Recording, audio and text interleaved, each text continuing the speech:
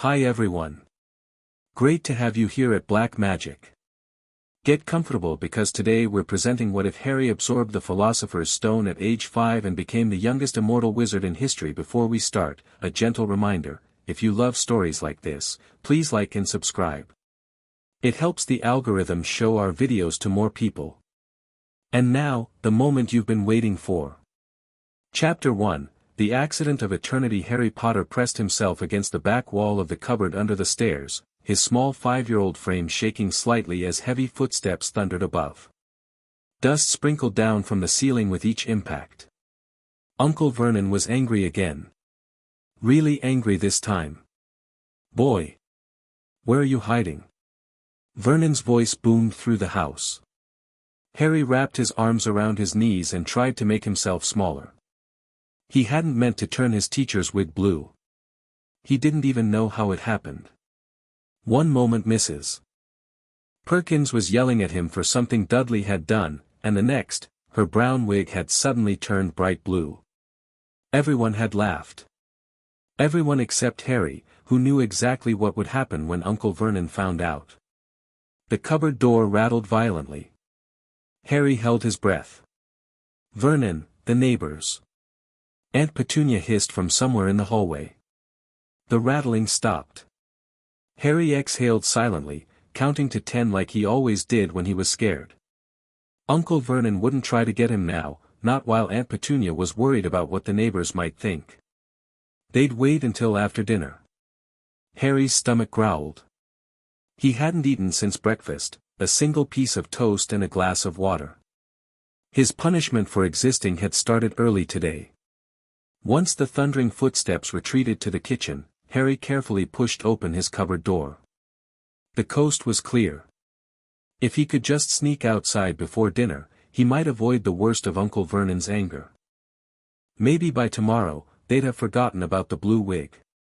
Harry slipped through the front door, wincing as it creaked slightly.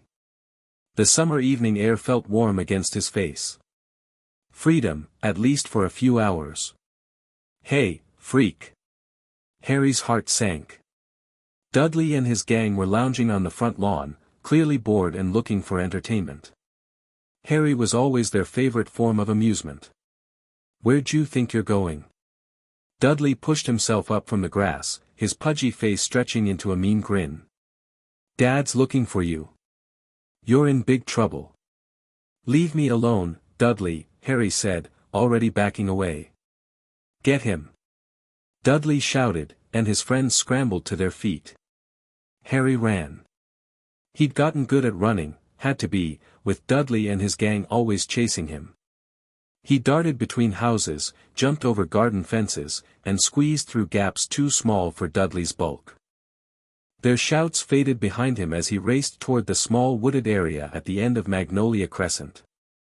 By the time Harry reached the trees, his chest burned and his legs ached, but he kept going until he couldn't hear Dudley's gang anymore. Only then did he collapse onto the cool ground, gulping air into his lungs. Stupid Dudley. Stupid Vernon. Stupid everything, Harry muttered, picking up a stick and jabbing it into the dirt. As his breathing slowed, Harry noticed something glinting beneath a nearby tree root. Curiosity pulled him forward. Something red caught the evening light, partially buried in the soil. Harry dug around it with his stick, then with his fingers, until he uncovered a strange-looking stone. It was about the size of his fist, blood-red and perfectly smooth. When Harry picked it up, it felt warm in his palm, almost like it had been sitting in the sun, though it had been buried in the shade. "Weird," Harry whispered, turning it over in his hands. The stone seemed to pulse slightly, almost like a heartbeat. Harry had never seen anything like it before. It wasn't just a regular rock, it was too perfect, too red, too alive somehow. Finders keepers, Harry decided, shoving the stone into the pocket of his oversized jeans, hand-me-downs from Dudley that were rolled up several times at the ankles and secured with a belt poked with new holes. As soon as the stone settled in his pocket, a strange warmth spread through Harry's leg. He jumped, startled, then relaxed when nothing bad happened. Maybe it was just his imagination. He'd keep the stone hidden, it would be his secret, something the Dursleys couldn't take away. The sun was getting lower, casting long shadows through the trees. Harry knew he should head back before it got dark, or his punishment would be even worse. With a sigh, he stood up and began the slow walk back to Privet Drive. The stone felt heavier in his pocket with each step, but Harry couldn't bring himself to leave it behind. Something about it felt important, like it was meant for him to find. By the time Harry crept back into number 4, Privet Drive, the Dursleys were finishing dinner. The smell of roast beef made Harry's empty stomach clench painfully. "There you are, boy!" Vernon roared the moment Harry closed the front door. "Think you can just disappear after what you did today?" Vernon's face had reached that dangerous shade of purple that meant Harry was in serious trouble. His uncle grabbed him by the arm, yanking him toward the cupboard. "No dinner for you tonight. Or tomorrow.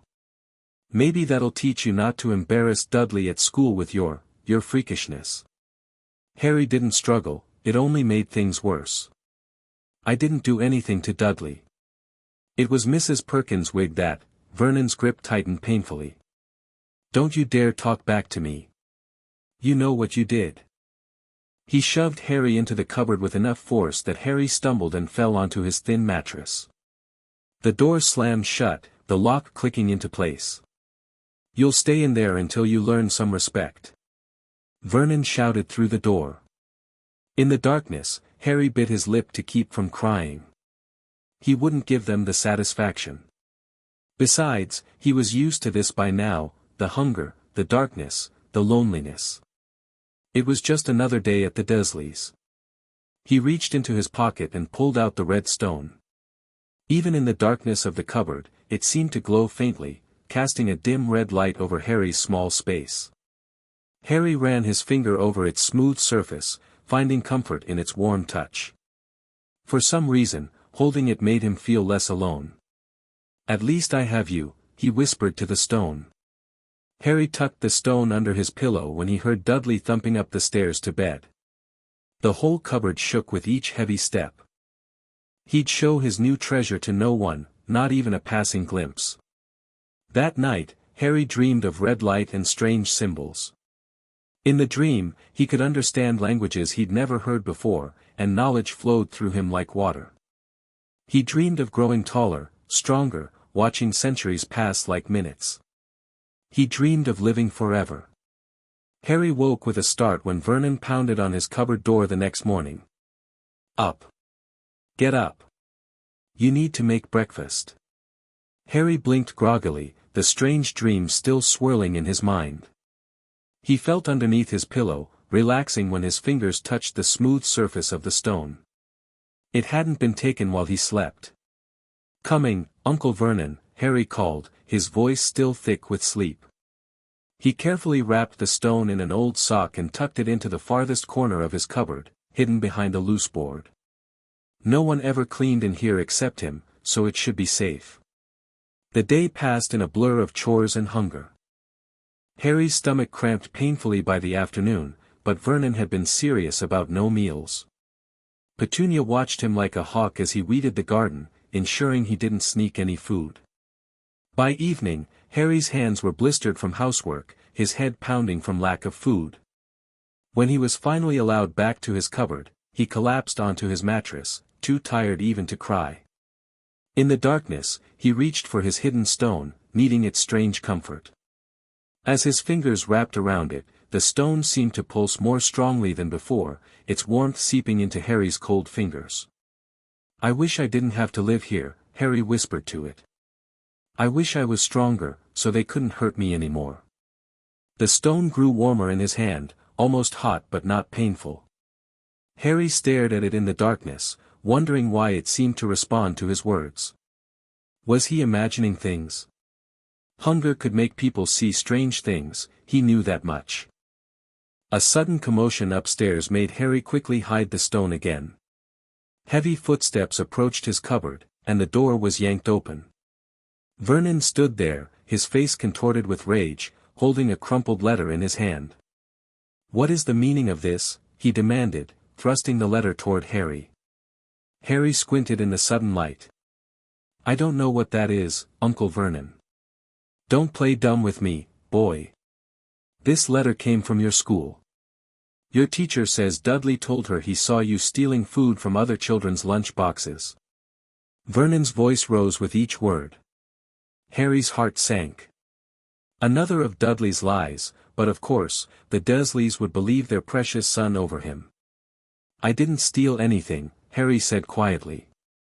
Dudley's lying. Vernon's face turned an even deeper shade of purple. How dare you accuse Dudley of lying? My son doesn't lie. He grabbed Harry by the collar of his oversized shirt and dragged him out of the cupboard.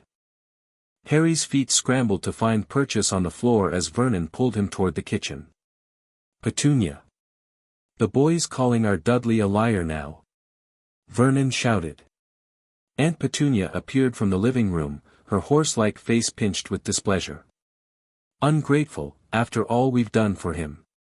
I think he needs to learn a proper lesson this time, Vernon said, his voice dropping dangerously low. Fear shot through Harry.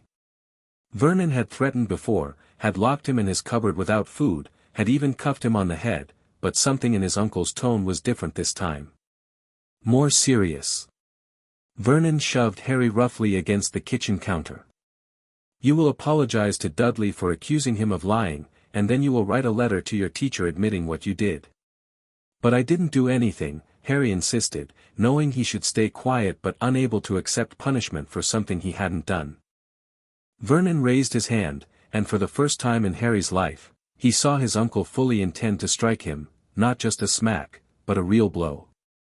Harry flinched, raising his arms to protect his face. In that moment, Harry felt something surge through him, a power he'd never felt before, hot and electric. It felt like the strange energy that sometimes happened around him when he was scared or angry, but stronger, more focused. In his mind's eye, he saw the red stone, pulsing like a heartbeat. Don't touch me. Harry shouted, and the words carried power. A wave of force erupted from Harry, sending Vernon stumbling backward. Glasses shattered in the cabinets. The lights flickered. And Harry felt something burning in his pocket, the stone, somehow retrieved from its hiding place, now pressing against his leg with scorching heat. Harry gasped, reaching for his pocket, but the stone seemed to melt through the fabric, through his skin, into his body. The burning sensation spread through his entire being, red light glowing beneath his skin for a brief moment. Vernon and Petunia stared at him in horror. What have you done? Petunia whispered, her face chalk-white.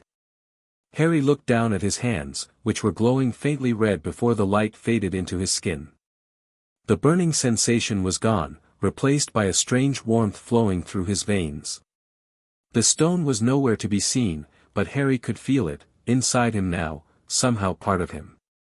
I'm sorry, Harry stammered, backing away. I didn't mean to. Vernon found his voice again. You freak, he roared, lunging for Harry. But when Vernon's hand made contact with Harry's shoulder, he yanked it back with a howl of pain. He burned me. Vernon cried, staring at his reddened palm.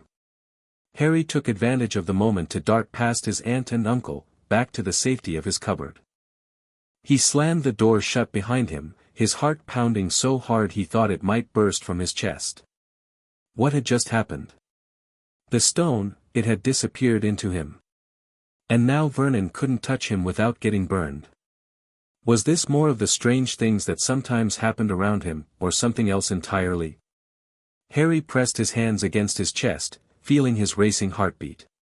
Beneath his skin, he could sense something new, a warm, pulsing energy that hadn't been there before.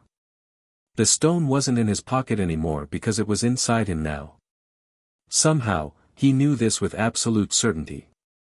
Outside the cupboard, he could hear Vernon and Petunia arguing in harsh whispers. Can't keep him here if he's doing that. Where else would he go? You know what Dumbledore said, I don't care what that crackpot said. The boy's dangerous. Harry wrapped his arms around himself, trembling not with fear now, but with a strange exhilaration.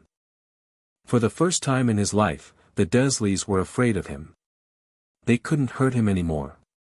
A smile spread across Harry's face in the darkness. Whatever had happened with the stone, it had changed everything. Miles away in a hidden cottage in Devon, Nicholas Flamel jerked upright in his armchair, a book tumbling from his lap to the floor. His wife, Perenelle, looked up from her own reading with alarm. "Nicholas? What is it?" she asked, setting aside her book. Nicholas pressed a hand to his chest, his ancient face lined with concern. "The stone," he whispered. "Something's happened to the stone." Perenelle stood quickly, crossing to her husband's side. "What do you mean?" "It's safely hidden, just as Albus arranged." Nicholas shook his head slowly. "No, my dear. I can feel it, the connection is changed. The stone has found a new vessel." "That's impossible," Perenelle said, though uncertainty crept into her voice. "No one knows where Albus hid it." "Not impossible," Nicholas murmured. "The stone has its own magic, its own will, of sorts. And now." He closed his eyes, concentrating on the faint connection he still felt to his greatest creation. "Now it's bonded to someone." Perenelle's eyes widened. "Bonded? Not just being used?" "No." Nicholas opened his eyes, meeting his wife's gaze. 600 years they'd been together, sustained by the elixir of life produced by the Philosopher's Stone. 6 centuries of watching the world change around them while they remained. And now? "We must find them," Nicholas said, already rising from his chair with the vigor of a much younger man. "Whoever they are, they won't understand what's happened. What they've become. Should we contact Albus?" Perenelle asked, already gathering her cloak. Nicholas paused, considering. "Not yet. First, let's discover who has the stone now. Then we'll decide what to do." As the ancient couple prepared to leave their home for the first time in decades, Nicholas couldn't shake the feeling that something momentous had occurred, something that would change the course of wizarding history. The Philosopher's Stone had never bonded with a living being before. The implications were staggering. Somewhere out there, someone had just become immortal. Back in his cupboard under the stairs, Harry Potter slept peacefully for the first time in years. The bruise that had been forming on his arm from Vernon's rough handling had already faded away. A cut on his hand from gardening earlier had completely healed. In his dreams, knowledge flowed through him, ancient secrets of alchemy, transmutation, the properties of metals and elements. Languages long dead whispered their mysteries to him. And through it all pulsed the essence of the stone, now irreversibly part of his being. Harry smiled in his sleep, unaware that he had just become the youngest immortal in wizarding history. The next morning, Harry woke feeling better than he ever had in his life. The perpetual hunger that had been his companion for days was gone. His body, usually tired and sore from chores and Dudley's bullying, felt light and energized. He stretched in the confines of his cupboard, noticing how the usual aches and pains had vanished. Even his vision seemed clearer, though his glasses remained as taped together as ever. The events of the previous night came rushing back. The stone disappearing into his body. Vernon unable to touch him. The strange, warm energy that now flowed through him. Harry pulled up his too large shirt and examined his chest in the dim light filtering through the cupboard vents. His skin looked normal, but when he pressed his hand against it, he could feel something different beneath the surface, a steady pulse of power that wasn't quite his heartbeat. The lock on his cupboard clicked open, making Harry quickly pull down his shirt. Aunt Petunia stood there, her face pale and pinched with what Harry now recognized as fear. "Get up," she said, her voice tight. "Get dressed and come to the kitchen." Harry noticed she was careful not to touch him or even get too close. He climbed out of the cupboard, studying his aunt with new interest. "Yes, Aunt Petunia." In the kitchen, Uncle Vernon sat at the table, his face buried in a newspaper. He lowered it slightly when Harry entered, his small eyes narrowed with suspicion and lingering fear. Dudley was nowhere to be seen, probably still asleep. "Sit," Vernon commanded, gesturing to the chair farthest from him. Harry sat, waiting. To his surprise, Aunt Petunia placed a plate of breakfast in front of him: eggs, bacon, toast, a full glass of orange juice. Harry couldn't remember the last time he'd been given a proper breakfast. "Eat," Petunia said shortly, not meeting his eyes. Harry didn't need to be told twice. He ate quickly but carefully, savoring each bite. The food tasted better than anything he could remember. Vernon cleared his throat when Harry was nearly finished. "Now listen here, boy," he began, his voice gruff but lacking its usual aggressive edge. "About last night." Harry looked up, chewing his last bite of toast. "Whatever freakish thing you did," Vernon continued, "you're not to do it again, understand? Not in this house." Harry swallowed, considering his response. The old Harry would have immediately agreed, ducked his head, tried to make himself invisible. But something had changed, not just the stone merging with him, but something in his mind, his confidence. "I didn't mean to do it," Harry said calmly. "It just happened because I was scared." Vernon's face reddened slightly, but he seemed to be making an effort to control his temper. "Well, you've got no reason to be scared here. We've given you everything: food, shelter, clothes." Harry looked down at his oversized hand-me-downs, then back at his uncle with a raised eyebrow. Petunia made a small noise in her throat. "What your uncle means is that, perhaps we've been a bit strict with you." Harry nearly dropped his fork in shock. Was Aunt Petunia actually admitting they'd mistreated him? "So," Vernon continued, "we've decided that, well, you can have Dudley's second bedroom." Harry's eyes widened. "Really?" "Don't make me say it again," Vernon snapped, some of his old attitude returning. "And you'll still do your chores, of course." "But..." He seemed to struggle with himself. "But if you do them properly, you'll get proper meals. And no more cupboard." Harry understood immediately what was happening. The Dursleys were afraid of him now, afraid of what he might do if they mistreated him. It wasn't kindness motivating this change, but fear. Strangely, Harry found he didn't care about their reasons. A real bedroom, regular meals, it was more than he'd ever had before. "Thank you," Harry said simply. Vernon grunted and raised his newspaper again, clearly considering the conversation over. Petunia busied herself at the sink, her back to Harry. Harry finished his breakfast and carried his plate to the sink. As he passed Aunt Petunia, he noticed her flinch slightly. "I won't hurt you," Harry said quietly, so Vernon couldn't hear. "I don't know what happened with that stone, but I'm not trying to hurt anyone." Petunia's eyes darted to his, then away. "I don't know what you're talking about," she said stiffly. But Harry saw something in her eyes: recognition. She knew something about what had happened to him, or at least had some idea. "You know about the stone," Harry pressed, keeping his voice low. "Or about people like me who can do strange things?" Petunia's lips thinned to a nearly invisible line. "We swore when we took you in that we'd put a stop to all this nonsense," she hissed. "That we'd stamp it out of you. But clearly, that's impossible." "What nonsense?" Harry asked. "Please, Aunt Petunia. I need to know what's happening to me." For a moment, Harry thought she might actually tell him something. A complex emotion flickered across her face: fear, resentment, and something that might have been guilt.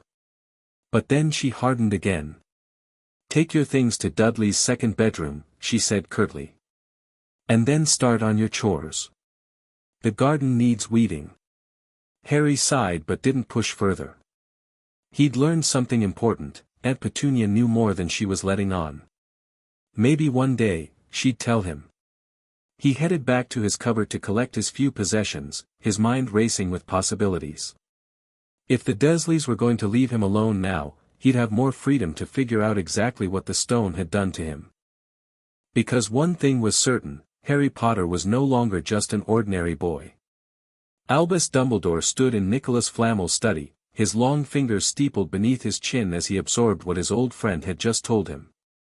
"You're certain?" he asked, his blue eyes grave behind his half-moon spectacles. Nicholas nodded, his ancient face creased with worry. The connection is unmistakable. The stone has bonded completely with someone.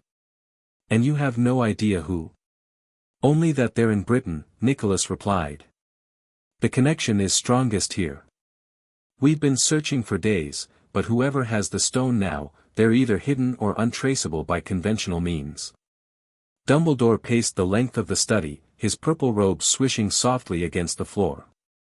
This is most concerning, Nicholas. I placed the stone in what I believed was a perfectly secure location. No adult wizard should have been able to retrieve it without my knowledge.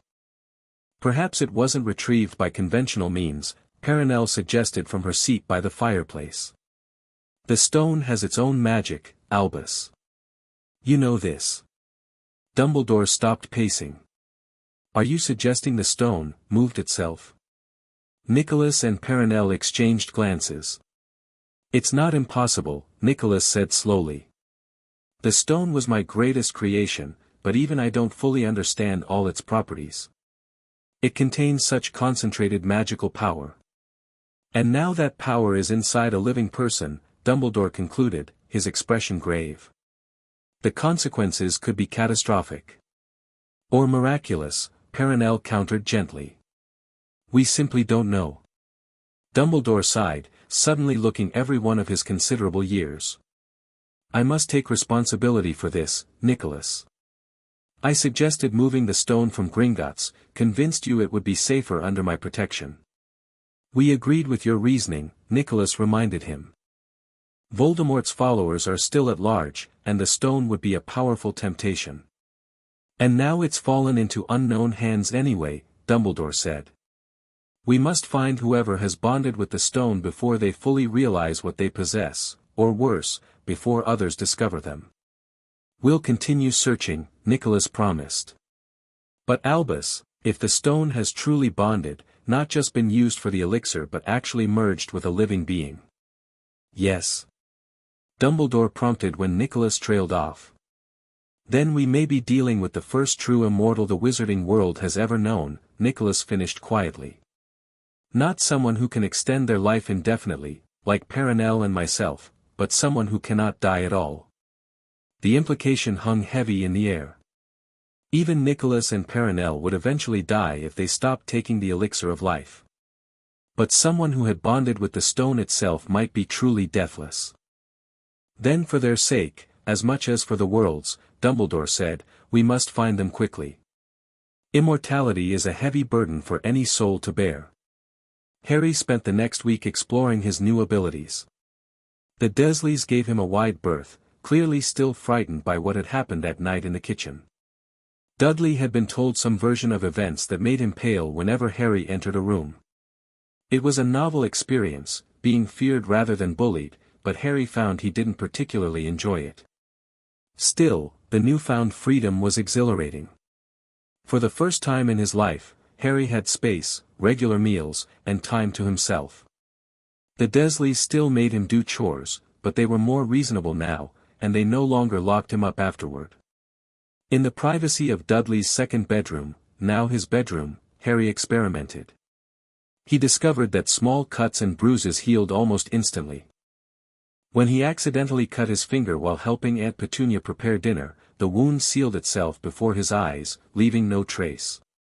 He found he could go longer without food or water than before, though he still got hungry and thirsty eventually. His stamina had improved dramatically, he could run for much longer without getting tired, which came in handy when Dudley and his gang occasionally forgot their fear and tried to chase him. But the most interesting change was in his mind. Harry found himself understanding concepts that should have been far beyond a 5-year-old's comprehension. Words he'd never seen before somehow made sense to him. Mathematical problems that had confused him in school now seemed simple. And then there were the dreams. Every night, Harry dreamed of ancient libraries, of complicated symbols and diagrams, of metals transforming from one form to another. He dreamed in languages he'd never heard before but somehow understood perfectly. When he woke, fragments of this knowledge remained, like puzzle pieces without the complete picture. On this particular night, Harry sat cross-legged on his bed, holding a small metal spoon he'd sneaked from the kitchen. In his dreams, he'd seen metal change form, becoming liquid, then solid again in new shapes. Something told him he could do the same. Change, Harry whispered to the spoon, focusing on the warm energy inside him, the essence of the stone. For a long moment, nothing happened. Then, slowly, the spoon began to warm in his hand. The metal softened, becoming flexible like rubber. Harry gasped but maintained his concentration. The spoon bent, twisted, and then, miraculously, began to change color, silver darkening to a coppery hue. Harry stared in amazement as the spoon in his hand transformed completely from stainless steel to copper. It wasn't just a color change, the metal itself had transformed, just like in his dreams. Alchemy, Harry whispered, the word coming to him from somewhere deep in his new knowledge. That's what this is. He concentrated again, wondering if he could change it back. The copper spoon warmed once more, softened, and gradually returned to its original silver state. The effort left Harry feeling tired but exhilarated. He'd just performed real magic, not the accidental kind that sometimes happened when he was upset, but deliberate, controlled magic. A soft tapping at his window startled Harry out of his thoughts. He looked up to see an owl perched on the sill, its beak gently pecking at the glass. Harry stared, bewildered. The owl stared back, then tapped again, more insistently. Cautiously, Harry approached the window and opened it. The owl hopped inside and extended its leg, to which a small scroll of paper was attached. "You brought me a letter?" Harry asked, feeling slightly foolish for talking to an owl. The bird gave what Harry could only interpret as an impatient hoot. Gingerly, Harry untied the scroll from the owl's leg. The bird remained perched on his windowsill, apparently waiting for something. Harry unrolled the scroll and read, "To the one who has bonded with the stone, we sense what has occurred, though we do not yet know who you are.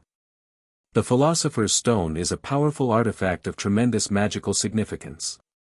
If, as we believe, it has bonded with you completely rather than simply being used, then you are experiencing unprecedented changes. We created the stone 6 centuries ago and have much to teach you about what you now carry within. If you wish to learn, send your location with this owl. We mean you no harm, indeed, we may be the only ones who can help you understand what you have become. With urgency, N.P. Flamel." Harry read the letter twice, his heart racing. Someone knew about the stone. Someone called the Flamels, who claimed to have created it 6 centuries ago. They knew what was happening to him and offered help. But should he trust them? The Dursleys had always taught him to be suspicious of strangers, though their advice was hardly worth following in most cases. Still, sending his address to unknown wizards, because they must be wizards if they used an owl to deliver mail, seemed risky. The owl hooted softly, drawing Harry's attention. The bird's intelligent amber eyes seemed to study him with unexpected understanding. "What should I do?" Harry asked the owl, not really expecting an answer. To his surprise, the owl bobbed its head as if encouraging him to reply to the letter. Harry bit his lip, then made his decision. If these Flamel people knew about the stone, the Philosopher's Stone, they called it, then they might know how to help him control these new abilities. And if they meant him harm, well, he was apparently healing from injuries instantly now. He'd take the risk. He found a pencil in his new desk drawer and turned the scroll over to write on the blank side, "I have the stone inside me. It disappeared into my body when I was scared. I live at number 4, Privet Drive, Little Whinging, Surrey. My name is Harry Potter. P.S. I'm only 5 years old, so please explain things simply." Harry read over his note, then carefully tied it back to the owl's leg. "Take this back to the Flamels, please," he said, feeling only slightly ridiculous giving instructions to a bird.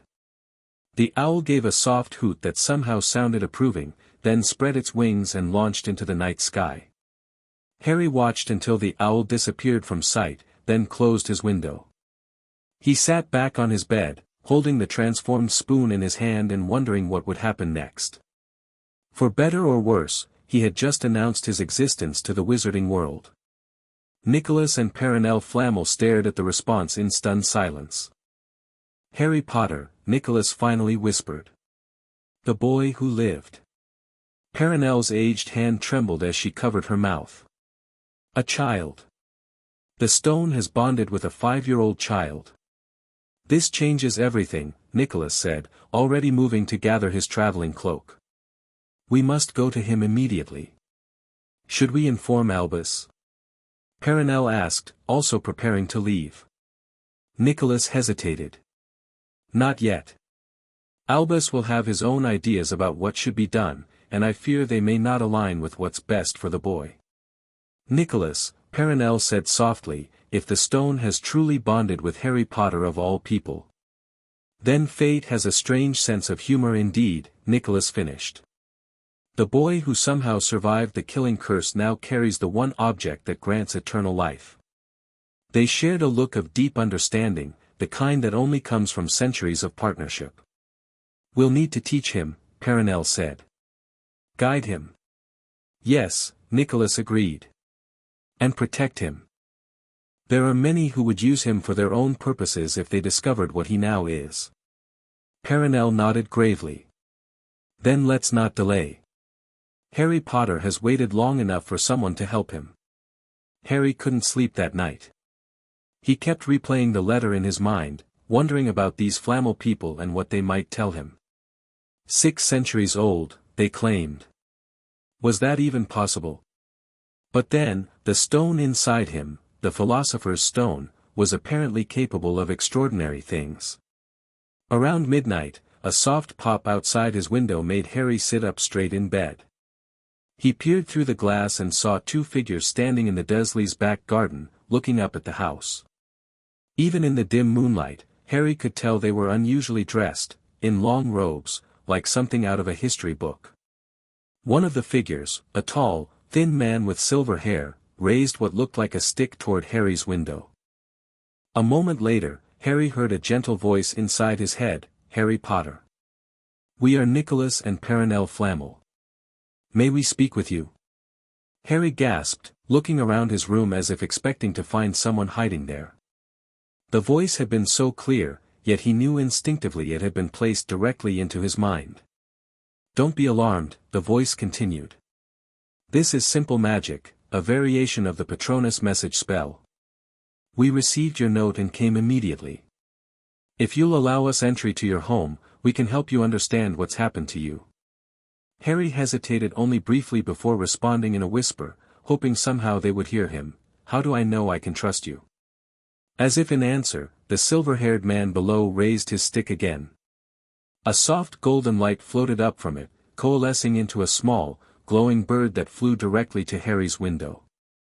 It passed through the glass as if it weren't there and hovered before Harry, singing a note so pure and beautiful that tears sprang to his eyes. "That is a phoenix song," the voice explained. "A phoenix is a creature of pure goodness and cannot be used for evil purposes. Let this be our pledge of good faith." The golden bird dissolved into sparkling motes of light that settled on Harry's skin, leaving a feeling of warmth and trust. Harry made his decision. He opened his window and called down softly, "You can come in, but the Dursleys are asleep. They don't like magic." The 2 figures nodded, and with another soft pop, disappeared from the garden. A moment later, they reappeared directly in Harry's bedroom. Harry scrambled back on his bed, startled despite expecting them. Up close, he could see that the man and woman were both very old, older than anyone Harry had ever seen before. Their faces were deeply lined, their hair silver white, but their eyes were bright and alert, and they moved with surprising grace for their apparent age. "Hello, Harry Potter," the man said softly, his actual voice matching the one Harry had heard in his mind. "I am Nicholas Flamel, and this is my wife, Perenelle. We created what you now carry within you, the Philosopher's Stone." Harry swallowed, suddenly very aware that he was a small boy in pajamas facing 2 powerful magical beings. "How did you do that thing? Appearing out of nowhere?" Nicholas smiled kindly. "That was apparition, magical transportation. It's one of many abilities you'll learn when you're older. I'm learning things already, Harry said. In my dreams. And I can do this. He held up the spoon he'd transformed earlier. I changed it from steel to copper and back. Perenelle's eyes widened as she gently took the spoon from Harry's hand, examining it closely. Elemental transmutation, she murmured. At your age, without training. Extraordinary. Is that good? Harry asked uncertainly.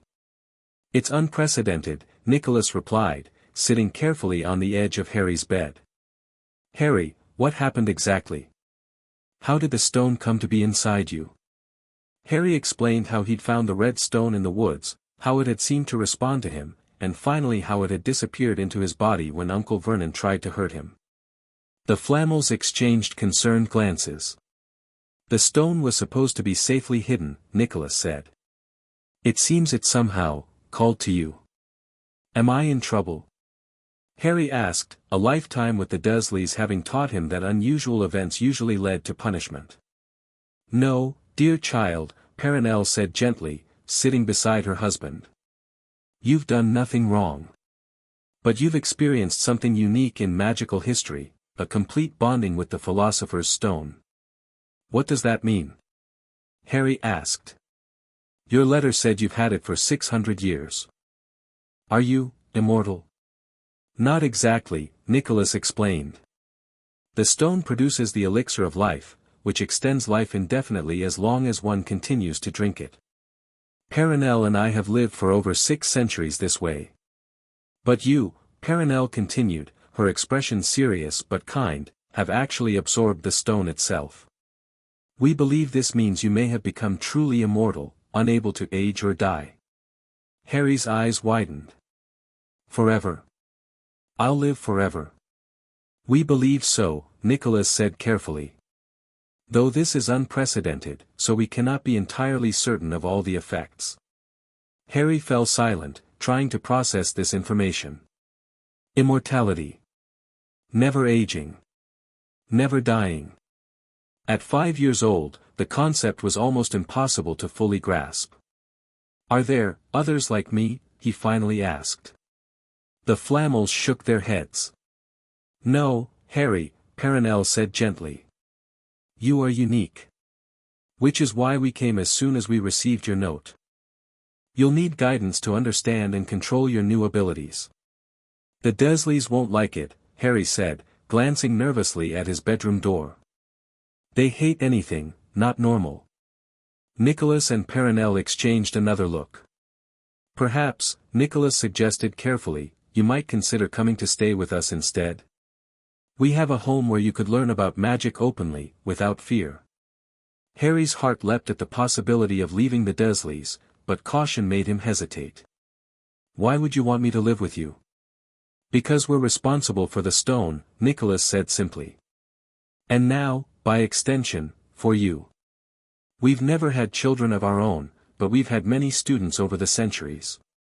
It would be our privilege to teach you. And, Perenelle added with a gentle smile, because no child should grow up in a home where they are unloved. Harry blinked rapidly, trying not to show how deeply her words affected him. Could I think about it? Of course, Nicholas said. This is a significant decision. But regardless of where you live, we would like to begin teaching you about your abilities and the magical world you are part of. There are others who can do magic. Harry asked eagerly.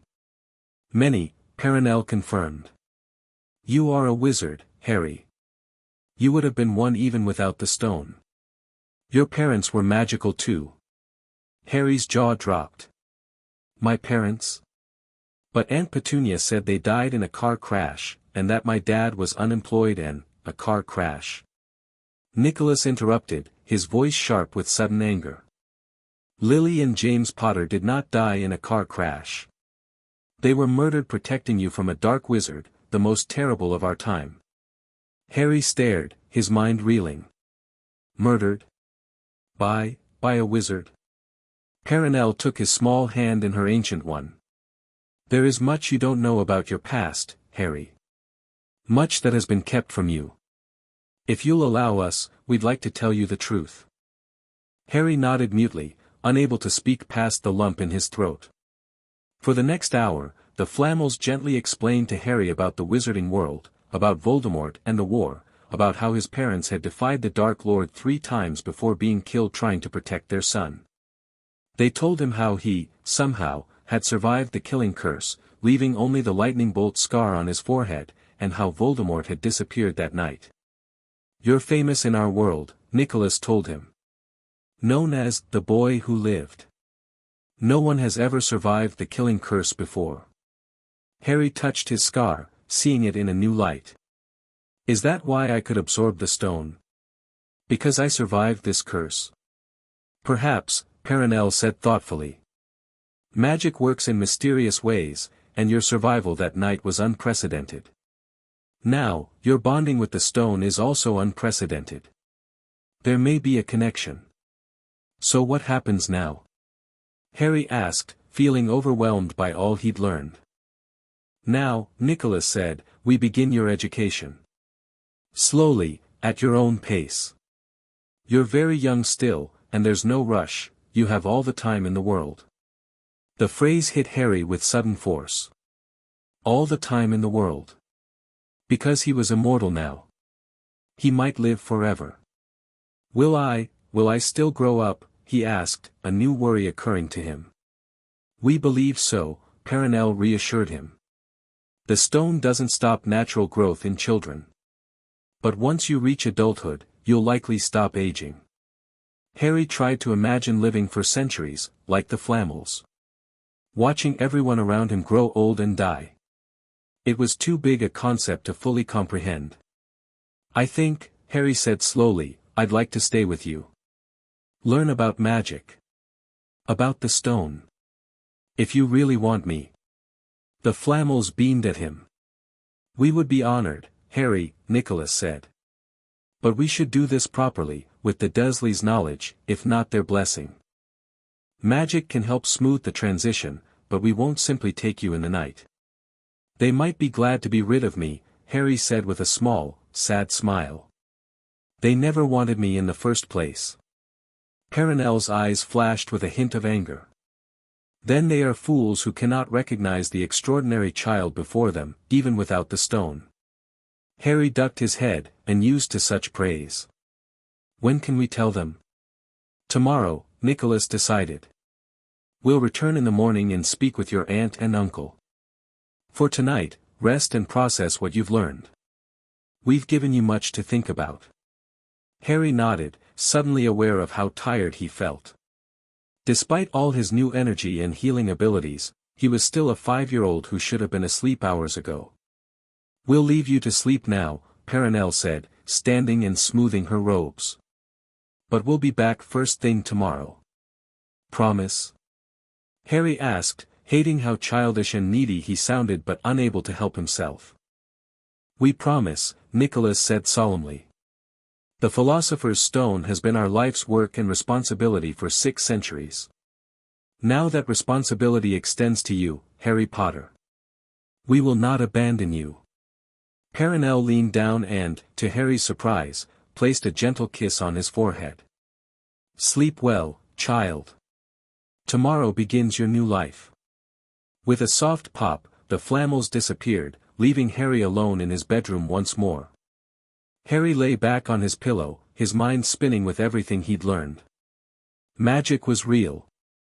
His parents were magical. He was famous. And now, because of the stone, he might live forever. As he drifted toward sleep, Harry felt the warm pulse of the stone inside him, no longer alien, but a part of him now. Whatever happened tomorrow, whatever his new life with the Flamels might bring, he knew one thing for certain: he would never be ordinary Harry Potter again. And somehow, that felt exactly right. The next morning, Harry woke early, his stomach fluttering with nervous excitement. Would the Flamels really come back? Would the Dursleys actually let him go? It all seemed too good to be true. He dressed quickly in Dudley's old clothes, wrinkling his nose at how they hung off his small frame. Maybe the Flamels would get him clothes that actually fit. Downstairs, Aunt Petunia was already in the kitchen, preparing breakfast. Uncle Vernon sat at the table, hidden behind his newspaper. Dudley was still asleep, as usual. "Good morning," Harry said, trying to sound normal despite his excitement. Aunt Petunia gave him a curt nod, while Uncle Vernon merely grunted from behind his paper. Harry had just started helping with the bacon when the doorbell rang. His heart leapt into his throat. The Flamels had come, just as they promised. Who could that be at this hour? Aunt Petunia muttered, wiping her hands on a dish towel. Harry held his breath as she went to answer the door. A moment later, he heard her startled exclamation, followed by Nicholas Flamel's gentle voice. "Mrs. Dursley, I presume?" "My name is Nicholas Flamel, and this is my wife, Perenelle. We're here to discuss your nephew, Harry Potter." "What's this about?" Vernon's gruff voice called from the kitchen doorway. "Who are you people?" Harry peered around the corner to see the Flamels standing in the Dursleys' entryway, looking decidedly out of place in their elegant, old-fashioned robes. Nicholas had assumed a more modern appearance than the night before. His robes could pass for an eccentric but expensive suit, but they still looked distinctly unusual in the aggressively normal Dursley household. "Perhaps we could discuss this inside?" Perenelle suggested, her voice kind but carrying an unmistakable note of authority. Aunt Petunia looked like she wanted to refuse, but something in the Flamels' demeanor, a quiet power, a certainty, seemed to make resistance difficult. She stepped back, allowing them to enter. "Vernon," she called, her voice tight, "these people want to talk about the boy." Uncle Vernon emerged fully from the kitchen, his face already reddening.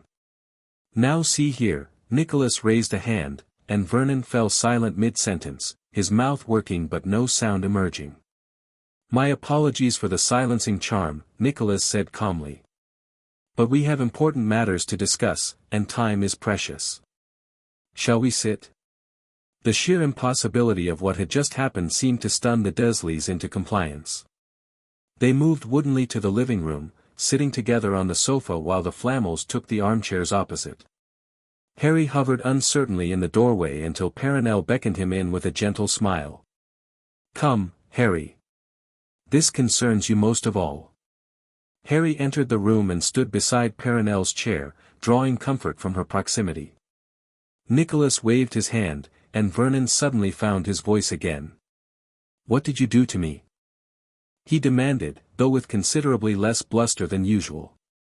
"Magic, Mr. Dursley," Nicholas replied simply. "Which brings us to the point of our visit. We are here about Harry's magical education and future living arrangements." Vernon's face turned purple. "There's no such thing as please don't finish that sentence," Nicholas interrupted. "We all know it's untrue, and denying reality is a waste of everyone's time. What do you want?"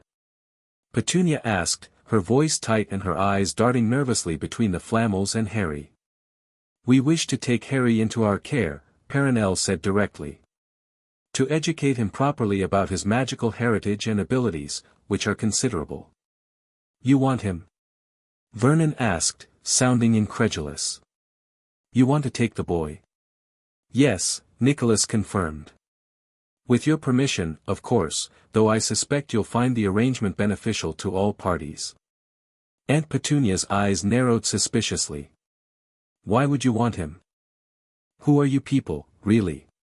"We are exactly who we say we are," Perenelle answered. "Nicholas and I have been part of the magical community for a very long time. We recognize Harry's unique potential and wish to nurture it appropriately." "You're like them," Petunia said, her voice barely above a whisper. "Like my sister and her husband." "We are witches and wizards," yes, Nicholas confirmed. "As is Harry. As were his parents. And Harry has recently come into a particularly rare magical ability that requires specialized training." "The stone," Harry blurted out, unable to contain himself. "They know about the red stone that went inside me." Aunt Petunia's face drained of color. "Inside you? What do you mean, inside you?" The Flamels exchanged glances. "You witnessed something unusual recently," involving Harry?" Nicholas asked carefully. Vernon shifted uncomfortably. "The boy did some freakish thing. Glowed red. Burned my hand when I touched him." "I see," Nicholas said, his expression neutral but his eyes keen. "And before that, did Harry find a red stone? Perhaps bring it into the house?" Harry watched as his aunt and uncle exchanged uneasy glances. They clearly hadn't known about the stone until now. "What is this stone?" Aunt Petunia demanded, a hint of fear in her voice. "Something very precious," Perenelle replied. "Something that has changed Harry irrevocably, though for the better, we believe." "Changed him?" Vernon repeated, eyeing Harry warily. "It doesn't matter what it is," Nicholas said, smoothly changing tack. "What matters is that Harry now requires specialized training that only we can provide. We're prepared to take full responsibility for him, his education, his upbringing, all expenses. You need never concern yourselves with him again, if that is your preference." Harry held his breath, watching his aunt and uncle. Their dislike of him battled visibly with their suspicion of the Flamels. "What's the catch?" Vernon finally asked. "No one just takes in a child out of the goodness of their hearts." "Some people do exactly that, Mr. Dursley," Perenelle said, a hint of frost in her tone. "But if you require a more practical explanation, let's say that Harry possesses magical talents that we find academically interesting and worthy of our investment." Vernon grunted, clearly not fully satisfied but unable to voice a logical objection. Petunia, however, was watching Harry with an unreadable expression. "Lily," she said suddenly, her voice quiet.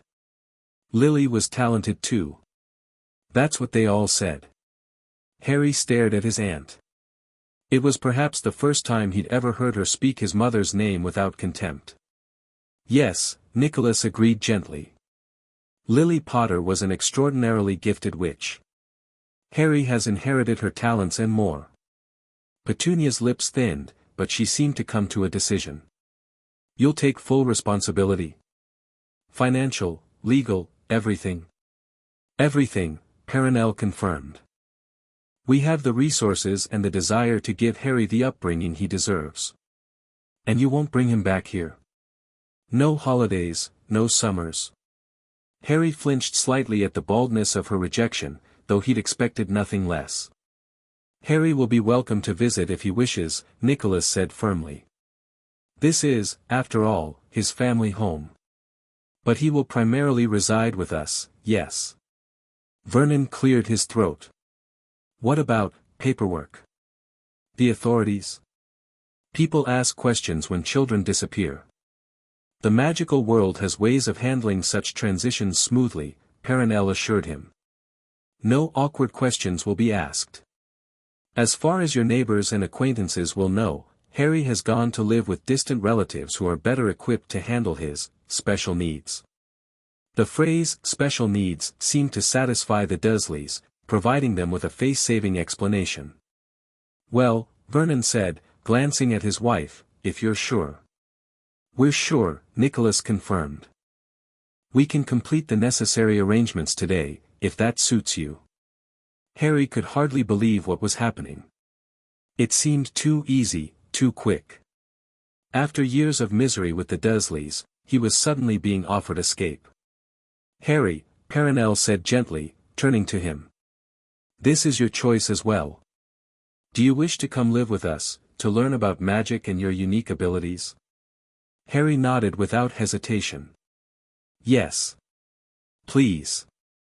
"Very well," Nicholas said, producing a roll of parchment from his robes. "This is a magical guardianship agreement. It transfers Harry's care to us while maintaining your nominal status as his relatives. If you would both sign here." He unrolled the parchment on the coffee table, conjuring a quill from thin air. The Dursleys flinched at the casual display of magic but leaned forward to examine the document. "It's all standard," Nicholas assured them. "Nothing hidden or deceptive." After a moment's hesitation, Vernon took the quill and signed his name with a flourish, clearly eager to be done with the matter. Petunia followed, her signature more hesitant but equally final. As soon as they had signed, the parchment glowed briefly golden, then rolled itself up and vanished with a soft pop. "It's done," Nicholas said, rising from his chair. "The agreement is filed with the appropriate magical authorities. Harry is now officially in our care." Harry felt a curious mixture of emotions, elation at escaping the Dursleys, nervousness about his new life, and a strange, unexpected twinge of sadness. For all their cruelty, the Dursleys were the only family he'd known since his parents died. "Can I say goodbye to Dudley?" Harry asked, surprising himself as much as everyone else in the room. Aunt Petunia looked taken aback but nodded stiffly. "He's still asleep. I'll wake him." She disappeared upstairs, returning a few minutes later with a rumpled, grumpy Dudley, who blinked in confusion at the scene in the living room. "What's going on?" he mumbled. "Dudley," Aunt Petunia said, her voice unnaturally bright, "Harry is going to live with these nice people. They're relatives from his father's side. Say goodbye." Dudley stared at Harry, comprehension slowly dawning. "You're leaving? Forever?" Harry nodded. "Yeah. Today." To Harry's astonishment, Dudley didn't look pleased at this news. If anything, he seemed confused and slightly alarmed. "But who am I going to? I mean, who's going to?" Dudley trailed off, apparently unable to articulate the role Harry had played in his life, primarily as a punching bag and scapegoat. "You'll be fine, Dudders," Vernon assured him heartily. "We'll get you that new computer you wanted, eh?" Dudley brightened at this, his momentary uncertainty forgotten. "Okay. Bye, Harry."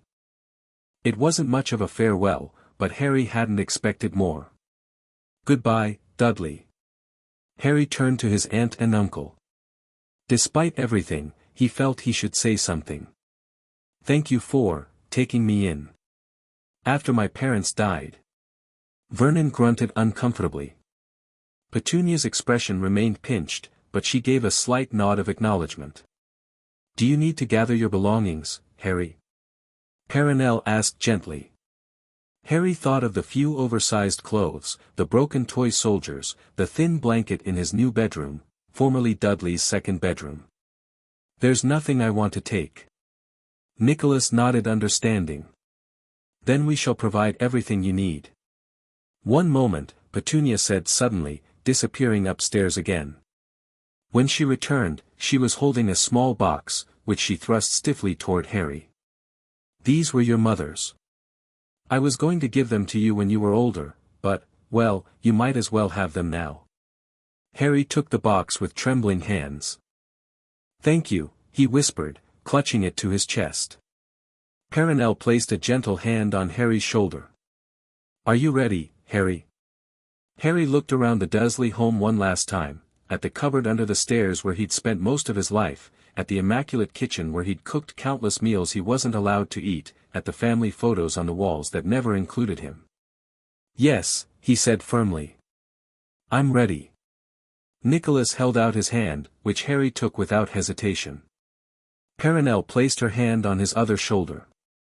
"We'll be in touch if necessary," Nicholas told the Dursleys. "Good day to you both."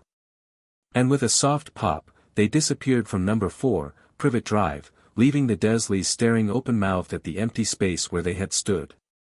Harry Potter, the boy who lived, was gone, off to begin his extraordinary new life as the youngest immortal wizard in history.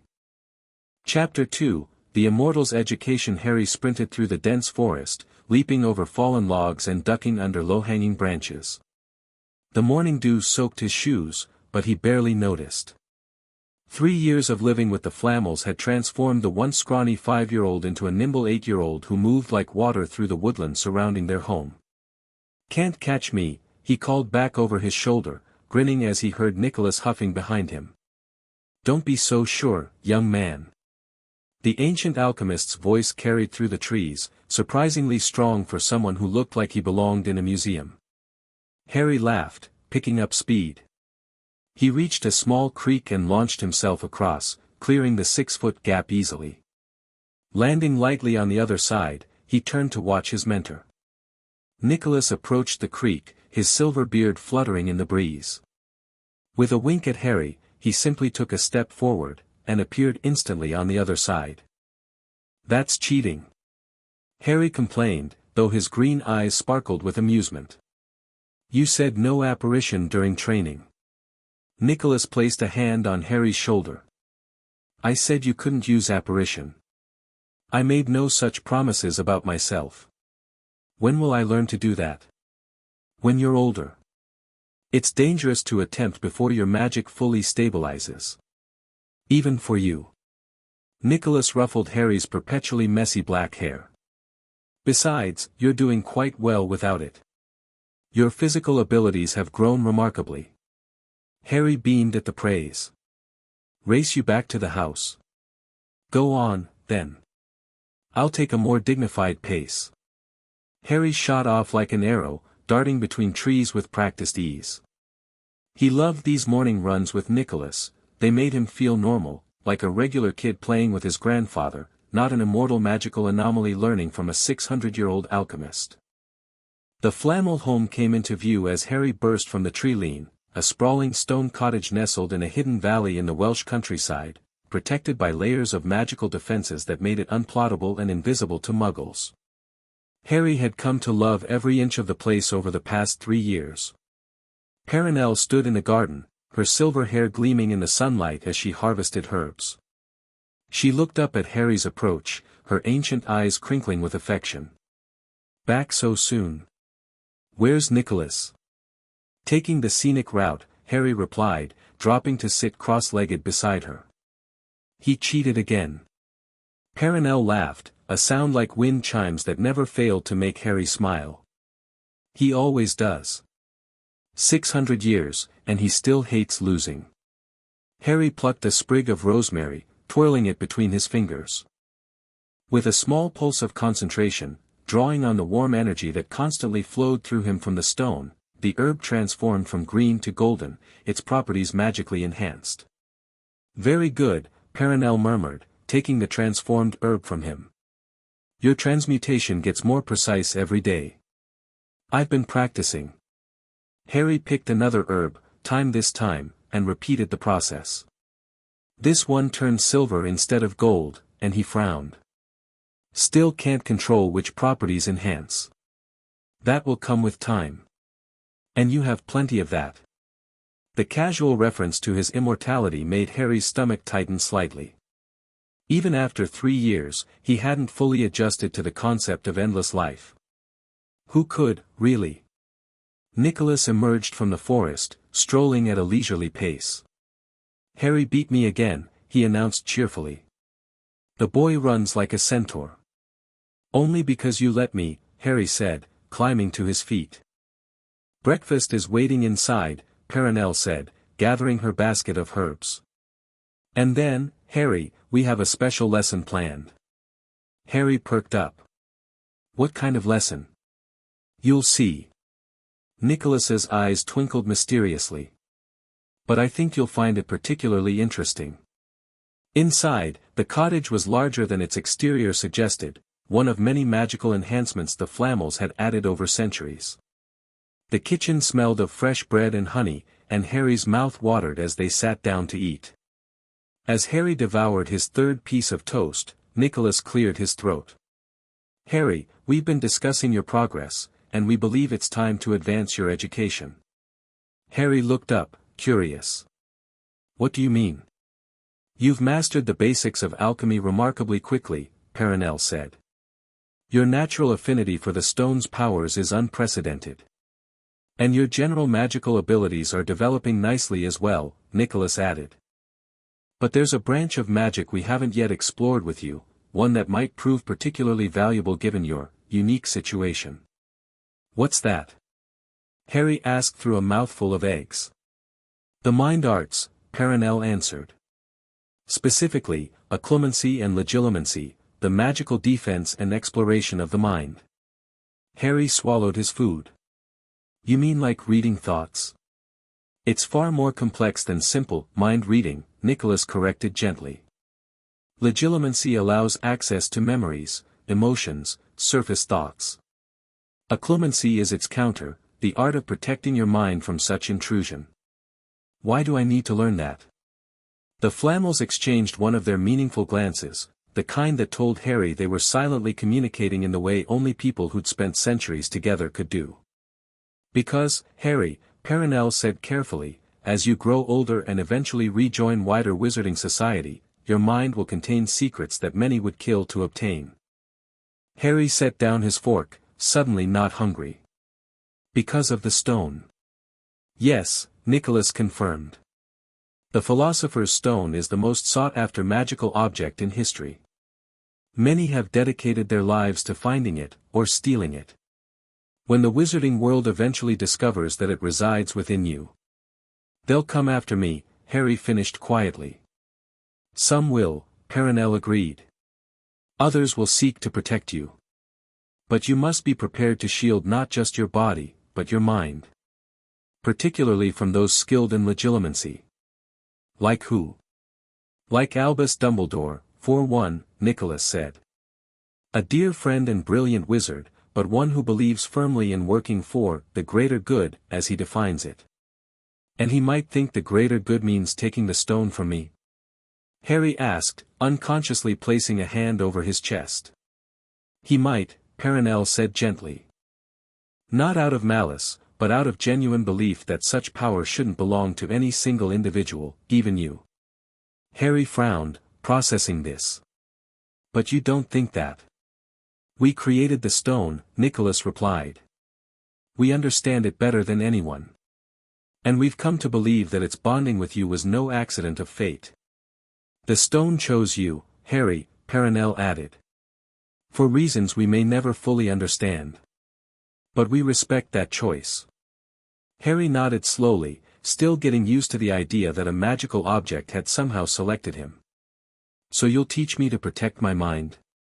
We'll begin today, Nicholas confirmed, rising from the table. But first, a demonstration may help you understand why this is so important. He drew his wand, a gnarled, ancient-looking thing that Harry had rarely seen him use. The Flamels typically performed their magic wandlessly, a skill Harry was gradually developing himself.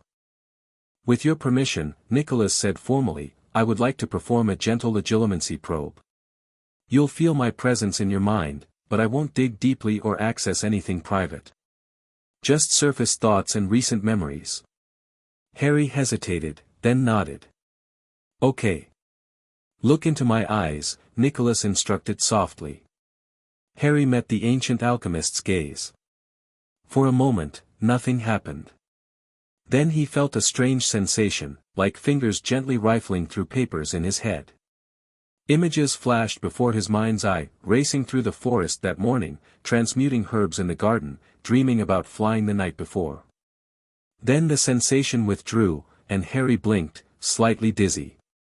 That was legilimency, Nicholas explained. A mild form.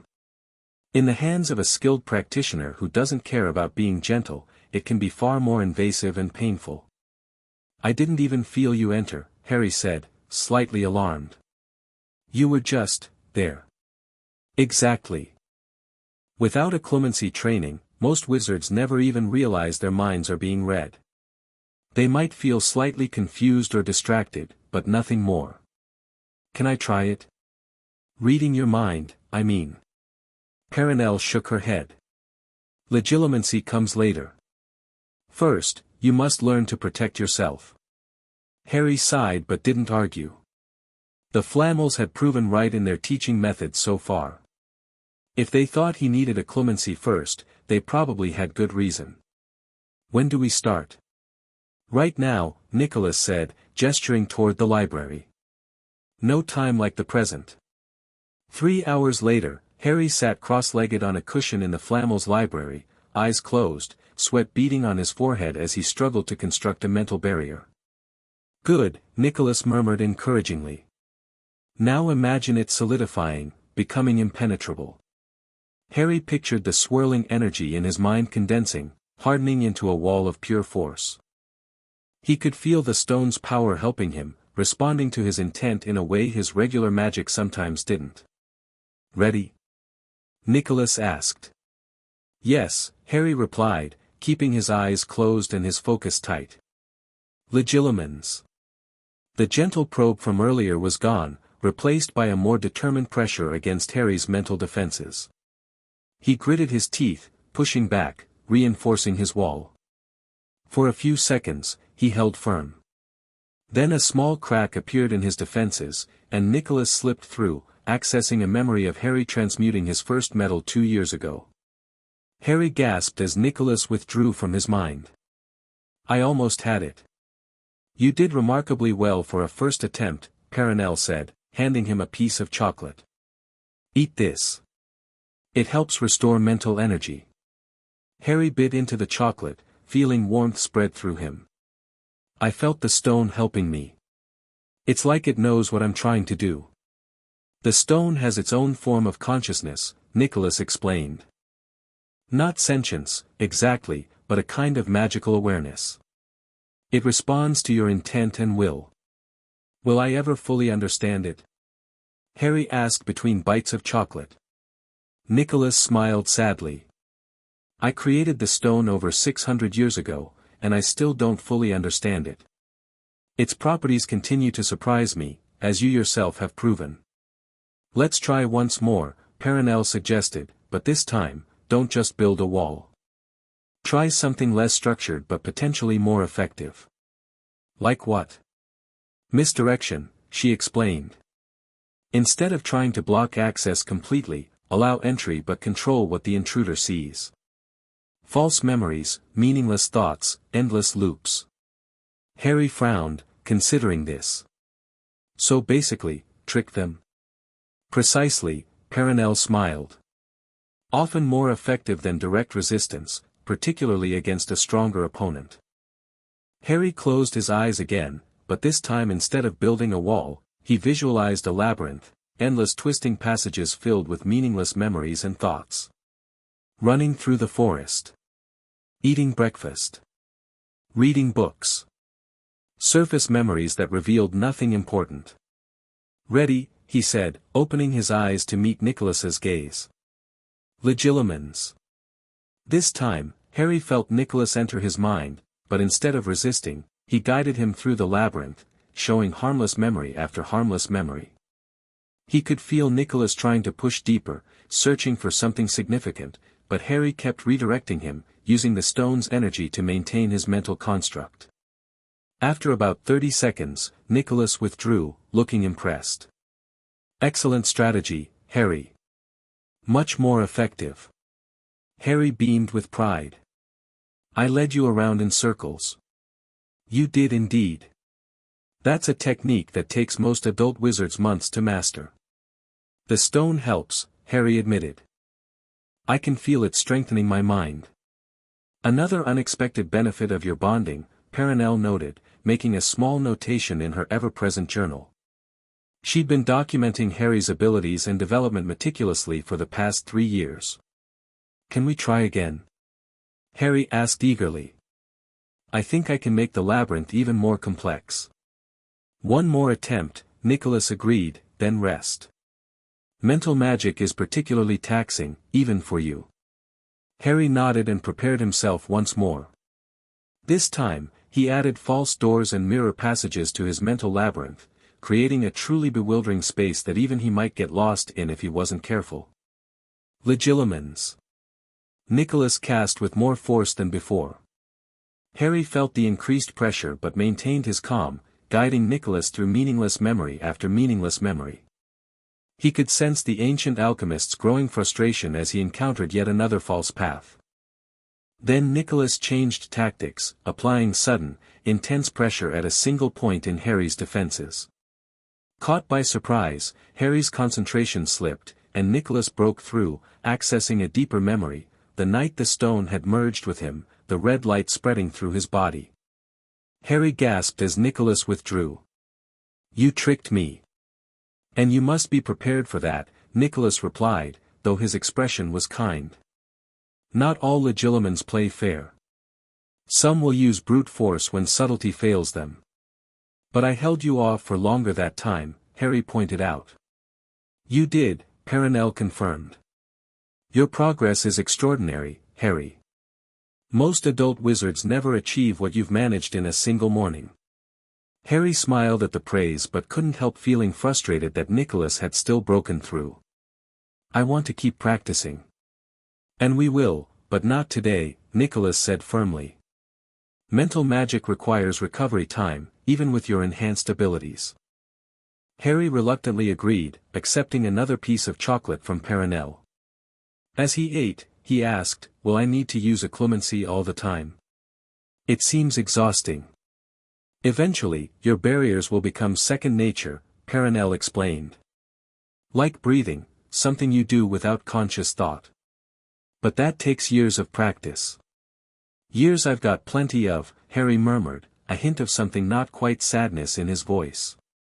The Flamels exchanged glances again. Does it still trouble you? Nicholas asked gently. The prospect of immortality? Harry shrugged, trying to appear casual though the question hit deep. Sometimes. It's weird thinking I'll look the same when everyone else is old. That I'll just keep going. It's a burden few can understand, Perenelle said softly. And one we wished you hadn't needed to bear so young. But I'm not afraid of it anymore, Harry added quickly, not wanting them to worry. I've accepted it. Mostly. It's okay to have doubts and fears, Nicholas assured him. We've had 6 centuries to come to terms with extended life, and still, there are moments when the weight of time feels crushing. Like what? Harry asked, genuinely curious. Perenelle's eyes grew distant. Watching those you care about age and die, again and again.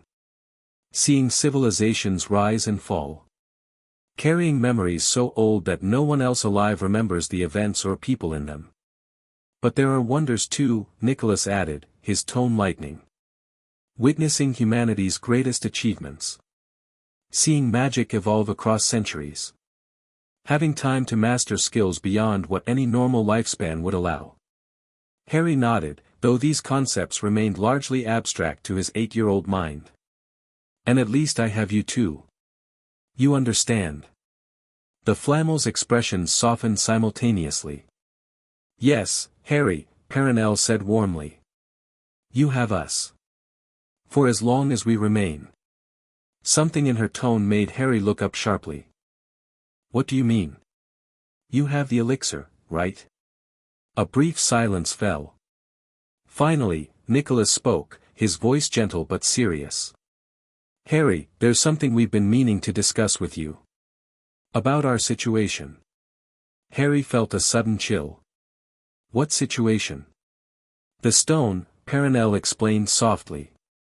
When it bonded with you, it ceased to exist in its original form. Which means we can no longer use it to produce the elixir of life, Nicholas finished. Harry stared at them, the implications slowly sinking in. But that means you'll age naturally, yes, Nicholas confirmed. Without the elixir, the years we've held at bay will gradually catch up to us. But you can't die. Harry exclaimed, jumping to his feet. There has to be a way. Maybe I can make the elixir now. The stone is inside me, maybe I can learn to produce it somehow. Perenelle rose and placed a comforting hand on Harry's shoulder. We've been researching that possibility for 3 years, dear one. So far, we haven't found a way. We're not giving up, Nicholas assured him. But we wanted you to understand our situation. To be prepared.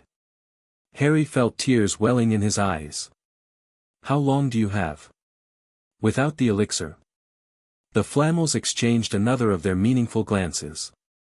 We had a substantial reserve, Nicholas said carefully. Enough to last us several years at decreased doses. But eventually. How long? Harry repeated, his voice cracking slightly. 5 years, Perenelle answered gently. Perhaps 6 with careful rationing. Harry's shoulders slumped. 5 years. When he would be 13 or 14, the only people who understood him, who had cared for him and taught him, would be gone. I won't let it happen, he said fiercely. I'll find a way. I'll learn everything about the stone, about alchemy. There has to be a solution. Nicholas smiled sadly. We appreciate your determination, Harry. But please understand, Perenelle and I have lived very full lives. Over 6 centuries of experiences, discoveries, and love. If our time is finally approaching, we've made our peace with it. Well, I haven't. Harry retorted, feeling the stone's energy pulse more strongly within him, responding to his emotional state. You're my family. The only real family I've ever had. Perenelle drew him into a gentle embrace. And we always will be, Harry. Whether we're physically present or not. Harry hugged her tightly, breathing in the familiar scent of herbs and old books that always surrounded her. He couldn't imagine life without the Flamels. Wouldn't imagine it. I promise I'll find a way, he whispered. Perenelle stroked his hair but didn't contradict him.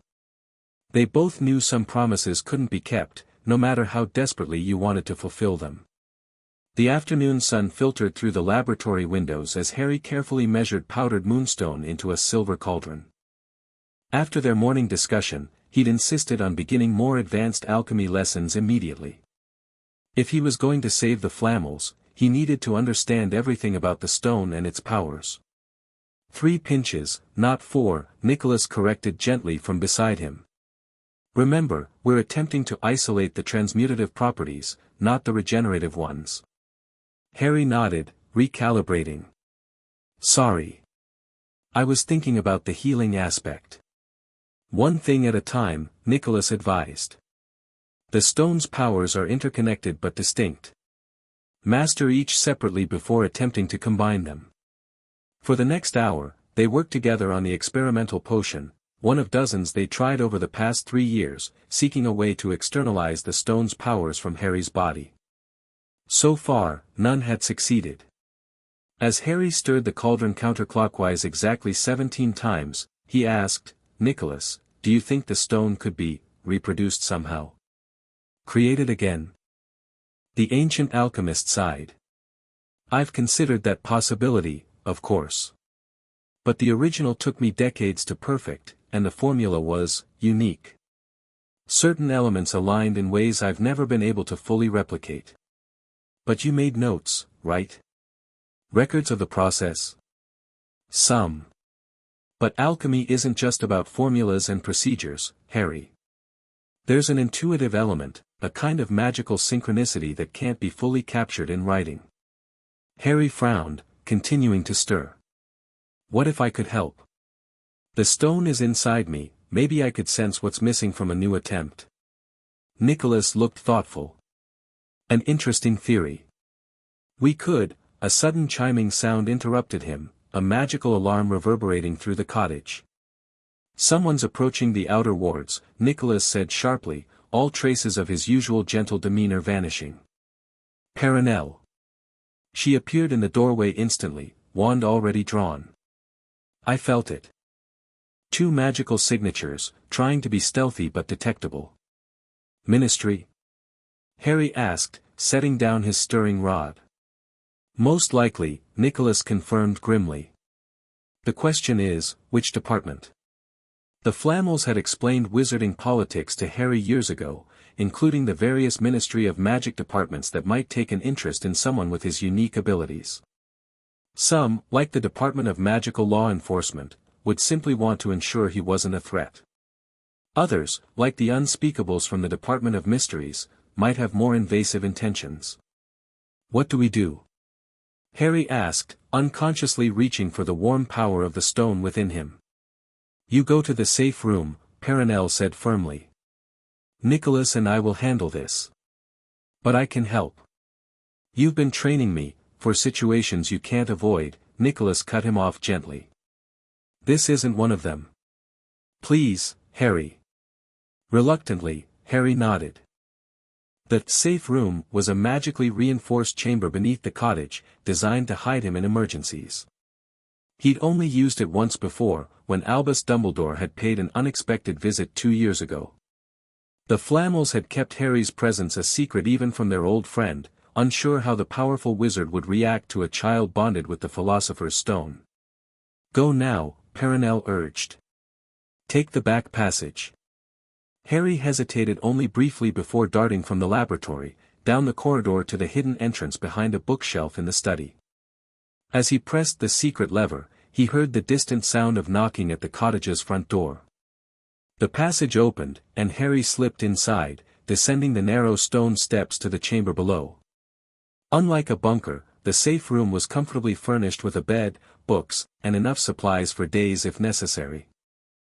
Most importantly, it was magically undetectable, shielded by ancient enchantments the Flamels had perfected over centuries.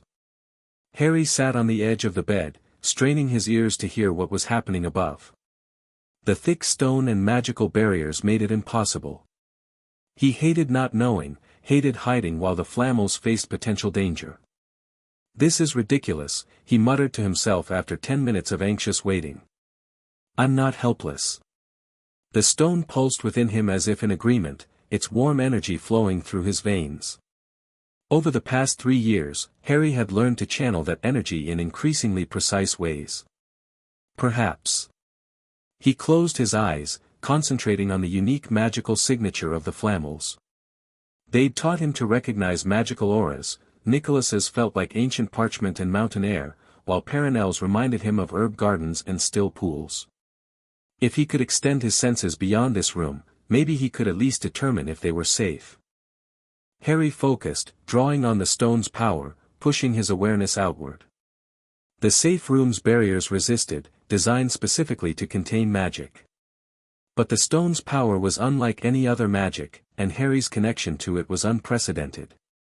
Slowly, like stretching a muscle he'd never used before, Harry extended his senses beyond the room's confines. At first, he perceived only darkness. Then, gradually, pinpoints of magical light appeared in his mental vision, the cottage's enchantments, the Flamels themselves, and 2 unfamiliar magical signatures. Concentrating harder, Harry tried to listen to the conversation happening in the cottage above. The words came faintly at first, then more clearly as he focused. "Routine inspection," a male voice was saying. "The improper use of magic office detected unusual magical activity in this area." "How fascinating," Nicholas replied, his tone politely disinterested. "Considering the extensive privacy charms around our property, registered with the ministry for the past 2 centuries. "Yes, well," a female voice interjected, "new detection methods have been implemented recently. Advanced enough to penetrate even older enchantments." "I see," Perenelle said coolly. "And this routine inspection requires 2 unspeakables rather than regular improper use of magic officials." Harry stiffened. Unspeakables, the secret of wizards from the Department of Mysteries. The Flamels had specifically warned him about them. They studied the deepest, most enigmatic aspects of magic, including immortality. "We're here in a cooperative capacity," the male voice replied smoothly. "Given the unique nature of the magic detected." "Unique how?" Nicholas asked, his tone still casual but with an underlying edge Harry recognized. "Transmutative properties," the female unspeakable said. "Combined with extraordinarily powerful life force magic." Naturally, it piqued our interest. They were describing the stone's magic, Harry's magic now. They'd detected him, despite all the Flamels' precautions. "My wife and I are alchemists," Nicholas replied. "Transmutation is our specialty. As for life force magic, well, at our age, certain accommodations must be made." Harry could tell Nicholas was being deliberately vague, neither confirming nor denying anything specific. The Flamels were protecting him, as they always had. "Mr. Flamel," the male voice said, dropping all pretense of casualness, "our instruments detected magic consistent with the Philosopher's Stone. Magic we haven't recorded in centuries, not since the last time your stone was actively used." "Your instruments are mistaken," Perenelle said flatly. "Are they?" the female unspeakable challenged. "Because our reading suggests something even more remarkable than simple use of the stone. They indicate a sustained, constant output of its magic. Almost as if As if what? Nicholas asked, his voice dangerously quiet. As if the stone has bonded with a living being, the male unspeakable finished. An unprecedented event, wouldn't you agree? A heavy silence fell. Harry held his breath, his heart pounding. They knew. Somehow, they'd figured it out. I think, Nicholas finally said, his voice glacial, that this interview is concluded. As British citizens with full magical rights, we are not obligated to submit to searches or questioning without proper documentation, which you have failed to provide. Mr. Flamel, good day, Perenelle cut in firmly. Unless you have a warrant signed by the minister himself, I suggest you take your theories and speculations elsewhere. Another tense silence. Then the male unspeakable spoke, his voice coldly professional. Very well. But this matter isn't closed. The Department of Mysteries has a responsibility to investigate potentially destabilizing magical phenomena. And we have a responsibility to our privacy, Nicholas countered. If you wish to pursue this further, do so through the proper legal channels. Harry heard movements, then the sound of the front door opening. We'll be in touch, the female unspeakable said, her tone making it sound more like a threat than a courtesy. The door closed. Harry maintained his magical focus, tracking the two unspeakables as they moved away from the cottage, beyond the outer wards, and finally disappeared, presumably by apparition. Only then did he release his extended senses, slumping back onto the bed, mentally exhausted. The effort of pushing through the safe room's barriers had drained him more than he'd expected.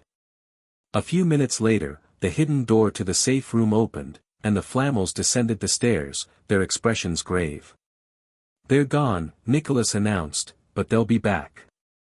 With authorization next time. I heard, Harry admitted. I sort of, listened in. Instead of scolding him, Perenelle looked impressed. Through the safe room barriers. That should be impossible. Harry shrugged, still feeling drained. The stone helped. I kind of pushed my magic out to hear what was happening. Nicholas and Perenelle exchanged significant glances. Another unexpected ability, Nicholas murmured. Magical sensory extension to that degree usually requires years of training, even for the most talented wizards. They know about me, don't they? Harry asked, cutting to the heart of the matter. They suspect, Perenelle corrected. They don't know for certain, and they didn't detect your presence specifically, just the stone's magic. But they'll keep investigating, Harry said. It wasn't a question. Yes, Nicholas confirmed grimly. The Department of Mysteries has been researching immortality for centuries. The possibility of a living host bonded with the Philosopher's Stone would be irresistible to them. Harry hugged himself, suddenly feeling cold despite the stone's warmth inside him. What will they do if they find me? The Flamels exchanged another look, and Harry could tell they were debating how honest to be with him. Tell me the truth, he insisted. I need to know. Nicholas sighed, sitting beside Harry on the bed. Best case scenario? They'd want to study you, run tests, understand how the bonding works. Worst case? Harry pressed. They might attempt to extract the stone, Perenelle said quietly. Which would likely kill you, as it's now fundamentally part of your being. Harry swallowed hard. So what do we do? We have options, Nicholas assured him. We've maintained properties in several countries over the centuries. We could relocate temporarily, perhaps to our home in the French countryside or the villa in Greece. But they'd keep looking, Harry pointed out. And eventually, I need to go to Hogwarts. I want to go to Hogwarts. The Flamels had told him all about the famous wizarding school, where Harry's parents had studied, where he himself was already registered to attend when he turned 11. Despite his unusual situation, Harry desperately wanted that normal rite of passage, to learn alongside other magical children, to make friends his own age. We wouldn't keep you from Hogwarts, Perenelle assured him. But we may need to take additional precautions before then. Perhaps consult with Albus, finally tell him the truth. No, Nicholas said firmly. Not yet. Albus would feel compelled to inform the ministry, given his positions as chief warlock and supreme mugwump. He believes in working within the system. Then what? Harry asked, feeling uncharacteristically helpless. Nicholas's expression turned thoughtful. We need to accelerate your training. The better you can control and conceal the stone's power, the safer you'll be. And, Perenelle added, we should consider approaching potential allies. Those who would protect Harry rather than exploit him. Like who? There are members of the old magical families who still respect the ancient ways, Nicholas explained. Who understand that some magic transcends ministry jurisdiction.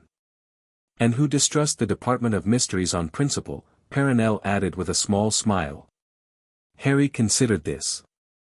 So we find people to help protect me, while I learn to hide my abilities better? Precisely, Nicholas confirmed. A two-pronged approach. Starting today, Perenelle said firmly. We've been cautious with your training, Harry, concerned about pushing too hard given your age. But circumstances have changed. Harry straightened, determination replacing his earlier fear. I'm ready. Whatever you need to teach me, I can handle it. The Flamels smiled simultaneously, pride evident in their ancient eyes. We know you can, Nicholas said softly. You've never disappointed us yet. Over the next few weeks, Harry's education intensified dramatically. Where before the Flamels had limited his practical magic to a few hours each day, now they trained from dawn until dusk, pushing Harry's abilities to their limits and beyond. They focused particularly on control, teaching Harry to use the stone's power in precise, measured ways that wouldn't trigger magical detection. It was like learning to whisper instead of shout, channeling enormous energy through the eye of a needle. Again, Nicholas instructed as Harry attempted to transmute a simple lead cup into silver without producing the characteristic magical surge that accompanied stone-based transmutation. Harry concentrated, drawing on just a thread of the stone's power, carefully modulating its flow as he touched the cup. Sweat beaded on his forehead as he gradually, painstakingly shifted the lead's atomic structure, one molecule at a time. The cup slowly brightened, its dull gray surface taking on a silvery sheen. The process took nearly 5 minutes, far longer than his usual instantaneous transmutations, but when it finished, the magical signature was barely detectable, nothing like the beacon it would normally produce. Excellent, Perenelle approved, checking their sensor array. The magical output registered as nothing more than a standard transfiguration spell. Harry sagged slightly, exhausted. It's so much harder this way. But vital, Nicholas reminded him. Until you can use the stone's power subtly, you remain vulnerable to detection. I know, Harry sighed. It's just frustrating. Like trying to write with your non-dominant hand. An apt comparison, Perenelle agreed. But like any skill, it will become more natural with practice. Harry rolled his shoulders, working out the tension. Can we try the healing next? That's the hardest to control. The stone's healing capabilities were particularly difficult to regulate, they tended to activate automatically in response to any injury or threat to Harry's well-being. Teaching his body to heal more normally, or at least more discreetly, had proven challenging. Perhaps we've done enough for today, Nicholas suggested, noting Harry's fatigue. You've been working for 6 hours straight. I can keep going, Harry insisted. I need to master this. The Flamels exchanged concerned glances.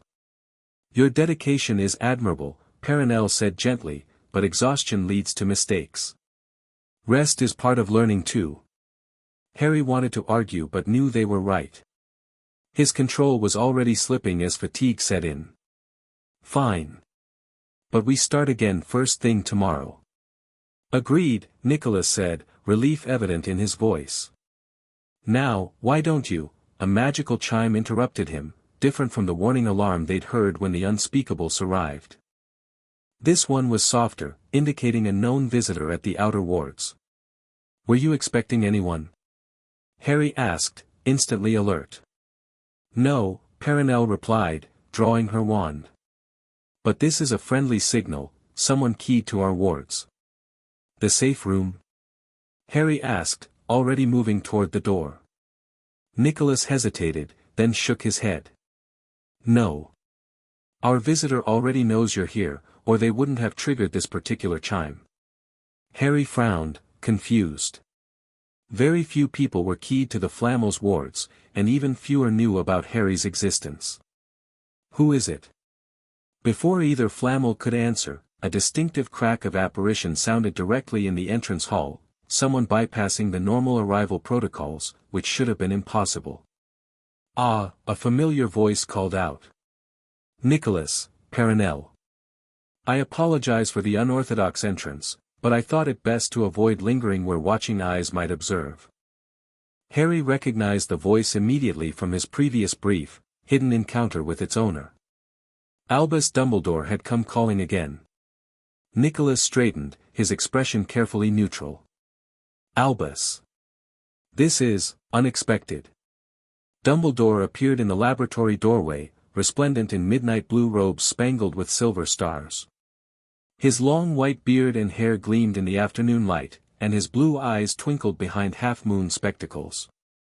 Those eyes fixed immediately on Harry, widening slightly before his expression settled into a gentle smile. Harry Potter, he said softly. At last we meet properly. I've wondered where you disappeared to these past 3 years. Harry glanced uncertainly at the Flamels, who both looked resigned rather than alarmed. How did you know? Perenelle asked Dumbledore directly. My dear Perenelle, I didn't, not with certainty, Dumbledore replied, entering the room fully. But when Harry vanished from his relative's home, and shortly thereafter you both became mysteriously unavailable for our usual correspondence, well, I had my suspicions. Why come now? Nicholas asked, his tone still carefully neutral. Dumbledore's expression grew serious. Because the Ministry has finally connected the same dots I did. 2 unspeakables visited you recently, did they not? Asking questions about unusual magical signatures. How did you? I still have friends in various departments, Dumbledore explained. Not everyone reports only to their official superiors. Harry stepped forward, tired of being talked about as if he weren't present. Professor Dumbledore, I'm Harry Potter. It's nice to meet you. Dumbledore's eyes twinkled as he focused on Harry. The pleasure is mine, Harry. And may I say, you look remarkably like your father, though you have your mother's eyes. So I've been told, Harry replied, having seen photos of his parents that the Flamels had procured for him. Sir, did you come to warn us about the Ministry? Perceptive, Dumbledore nodded. Yes, that is part of my purpose. The Department of Mysteries has taken a keen interest in certain magical phenomena recently detected around this property. They're preparing a formal investigation, with the Minister's approval. Nicholas sighed deeply. How much time do we have? A week, perhaps 2. They're proceeding cautiously, given your status and historical significance. Perenelle moved to stand beside Harry, placing a protective hand on his shoulder. And what is your interest in this matter, Albus? Beyond warning old friends? Dumbledore's gaze shifted between Harry and the Flamels. I believe I've pieced together what has happened, though the details still elude me. The Philosopher's Stone, which I helped hide from Voldemort's remaining supporters, somehow found its way to young Harry here. And not merely into his possession, but... He paused, studying Harry intently. Something unprecedented occurred, didn't it? It's inside me, Harry said directly, deciding there was little point in secrecy now. The stone merged with me when I was 5. I can use its powers now. Dumbledore's eyebrows rose significantly. Fascinating. And potentially concerning. Harry is not a concern, Nicholas said firmly. He's a child who has handled extraordinary circumstances with remarkable grace and maturity. I don't doubt it, Dumbledore assured him. But you must admit, Nicholas, this presents complications. Such as? Perenelle asked, her hand tightening slightly on Harry's shoulder. Voldemort is not gone forever, Dumbledore said quietly. I have always believed he would find ways to return. When he does, Harry, already a target as the boy who lived, will become doubly so as the living embodiment of the Philosopher's Stone. Harry had heard about Voldemort, of course. The Flamels had explained the Dark Wizard's rise to power, his obsession with immortality, and his fall the night he attacked the Potters. They'd also shared Dumbledore's belief that Voldemort wasn't truly dead, just severely weakened, existing in some diminished form. We've been preparing Harry, Nicholas said. Teaching him to protect himself, to control the stone's powers. Admirable, but perhaps insufficient, Dumbledore replied gently. The Ministry's interest is merely the beginning. If word spreads, it won't, Perenelle interrupted. We've been exceedingly careful. Yet I discovered the truth, Dumbledore pointed out. Others will too, given time. Harry stepped forward again. Professor, what do you think we should do? Dumbledore considered Harry thoughtfully. A direct question deserves a direct answer. I believe, Harry, that you need broader protection than even the estimable Flamels can provide. You need the resources of Hogwarts, the ancient wards of the castle, and yes, you need me. You want him to come to Hogwarts now? Nicholas asked, frowning. He's only 8. Not as a student, not yet, Dumbledore clarified. But as a ward of the school, under special protection. I can create a cover story explaining his presence. Private tutoring due to special magical circumstances, perhaps. And the Ministry? Perenelle challenged. Would you reveal Harry's secret to them? Certainly not, Dumbledore replied, looking offended at the suggestion. I would merely inform them that I've taken personal responsibility for Harry Potter's magical education, given his unique status in our world. The boy who lived deserves special consideration, few would question that premise. Harry looked up at the Flamels. What do you think? They exchanged one of their silent communications before Nicholas spoke. Hogwarts does have protections we cannot match.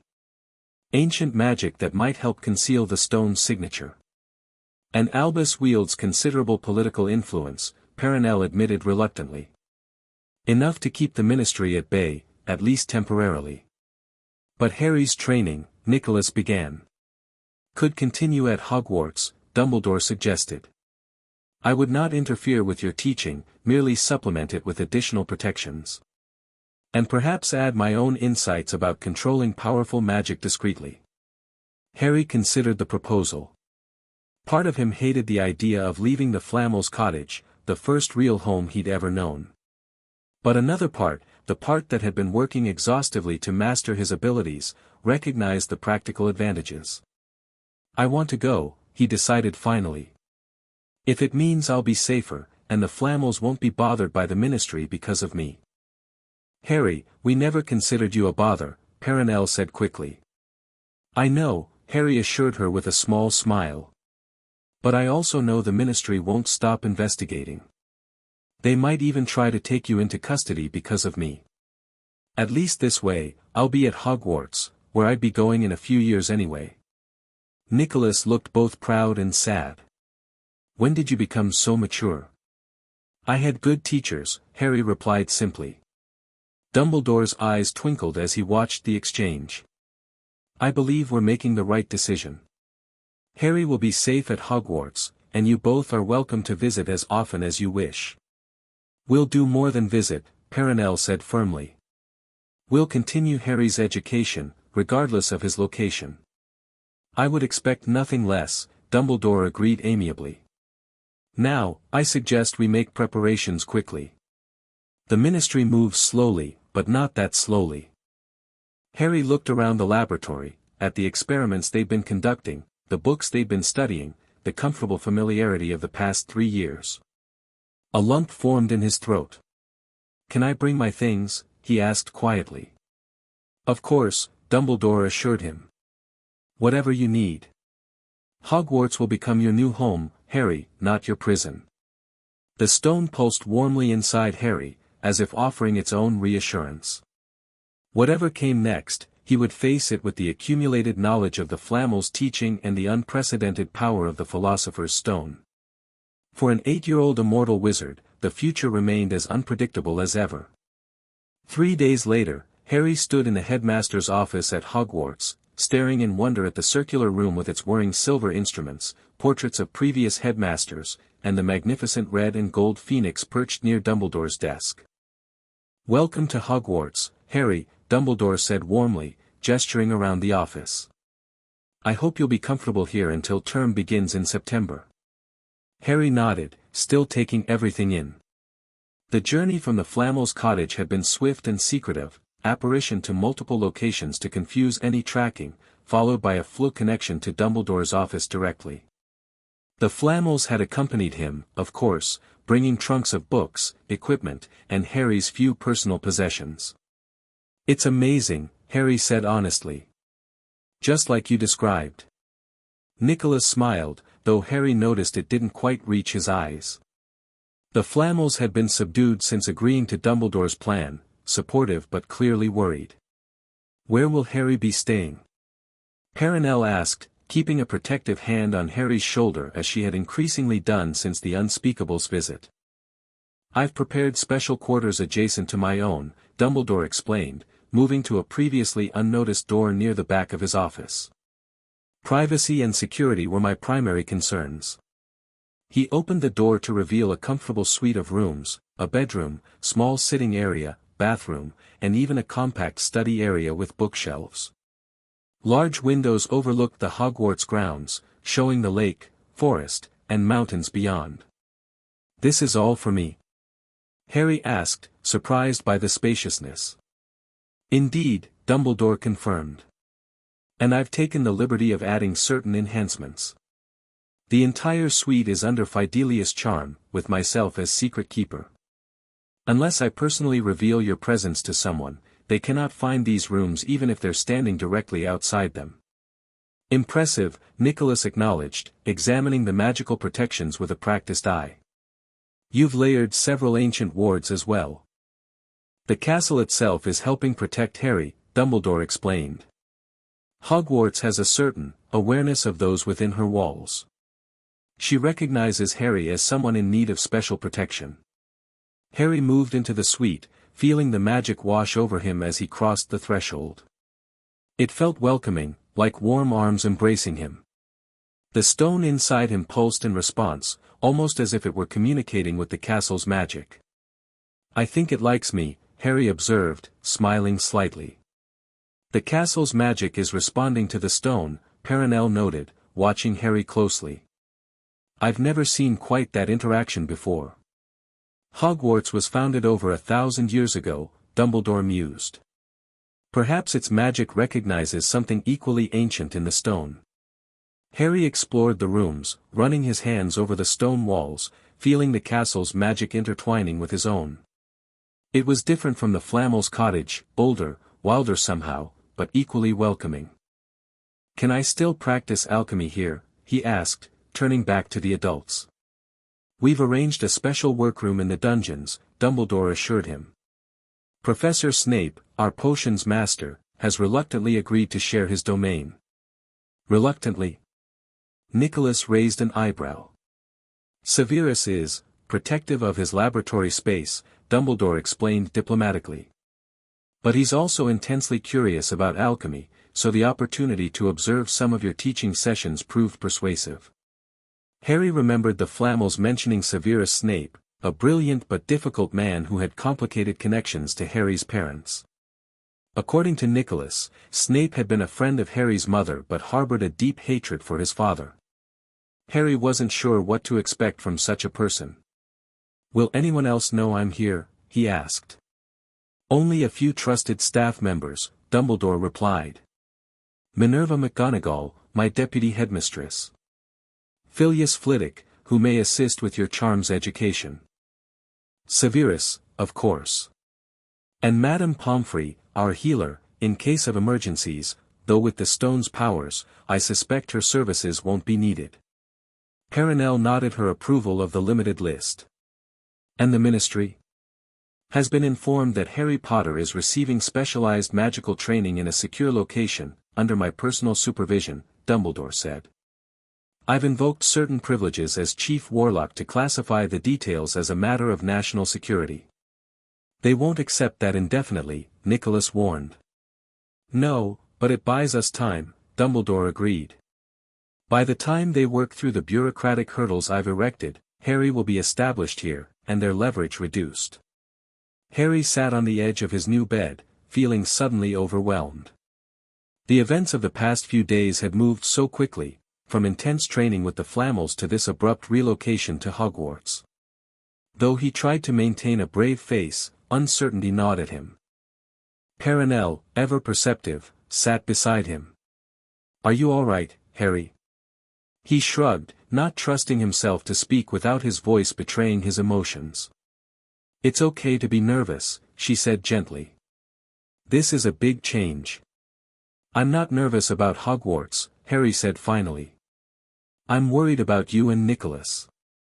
The Ministry might still come after you. Nicholas joined them, sitting on Harry's other side. We've evaded unwanted attention for 6 centuries, young man. We have contingency plans. But your elixir supplies will last longer now that we're less active, Perenelle assured him. And we haven't given up on finding a solution. Harry nodded, though doubt lingered. The stone pulsed within him, a constant reminder of both his unique power and the responsibility it carried. We'll visit weekly, at minimum, Nicholas promised. And you can communicate with us anytime through the enchanted journal we gave you. The education you'll receive here will complement our teachings, Perenelle added. Albus is one of the most knowledgeable wizards alive. You can learn much from him. Harry looked up at Dumbledore, who had been watching the exchange with a thoughtful expression. Professor, will I be able to explore the castle? Or do I have to stay hidden all the time? A fair question, Dumbledore replied. During the summer, when few staff remain in residence, you may explore quite freely, though I suggest using the invisibility cloak Nicholas has provided for added security. Once term begins, we'll need to be more cautious, but I've never believed in keeping young people locked away. Harry smiled slightly, grateful for this concession. Thank you, sir. Now, Dumbledore continued, I believe we should allow you to settle in. Perhaps you'd like to unpack your belongings while I discuss a few final arrangements with Nicholas and Perenelle. Harry recognized the adult's desire for a private conversation. Sure. I'll organize my books and things. The 3 adults retreated to Dumbledore's office, leaving the door partially open, a gesture of inclusion even as they sought privacy. Harry busied himself with unpacking, but kept his magical senses extended, a skill he'd been practicing diligently since overhearing the unspeakables. Still concerned about the long-term implications, Nicholas was saying. The stone was never meant to bond with a living being. We simply don't know all the effects. Has Harry shown any negative symptoms? Dumbledore asked. None, Perenelle confirmed. Quite the contrary. His magical development is accelerated, his physical health perfect.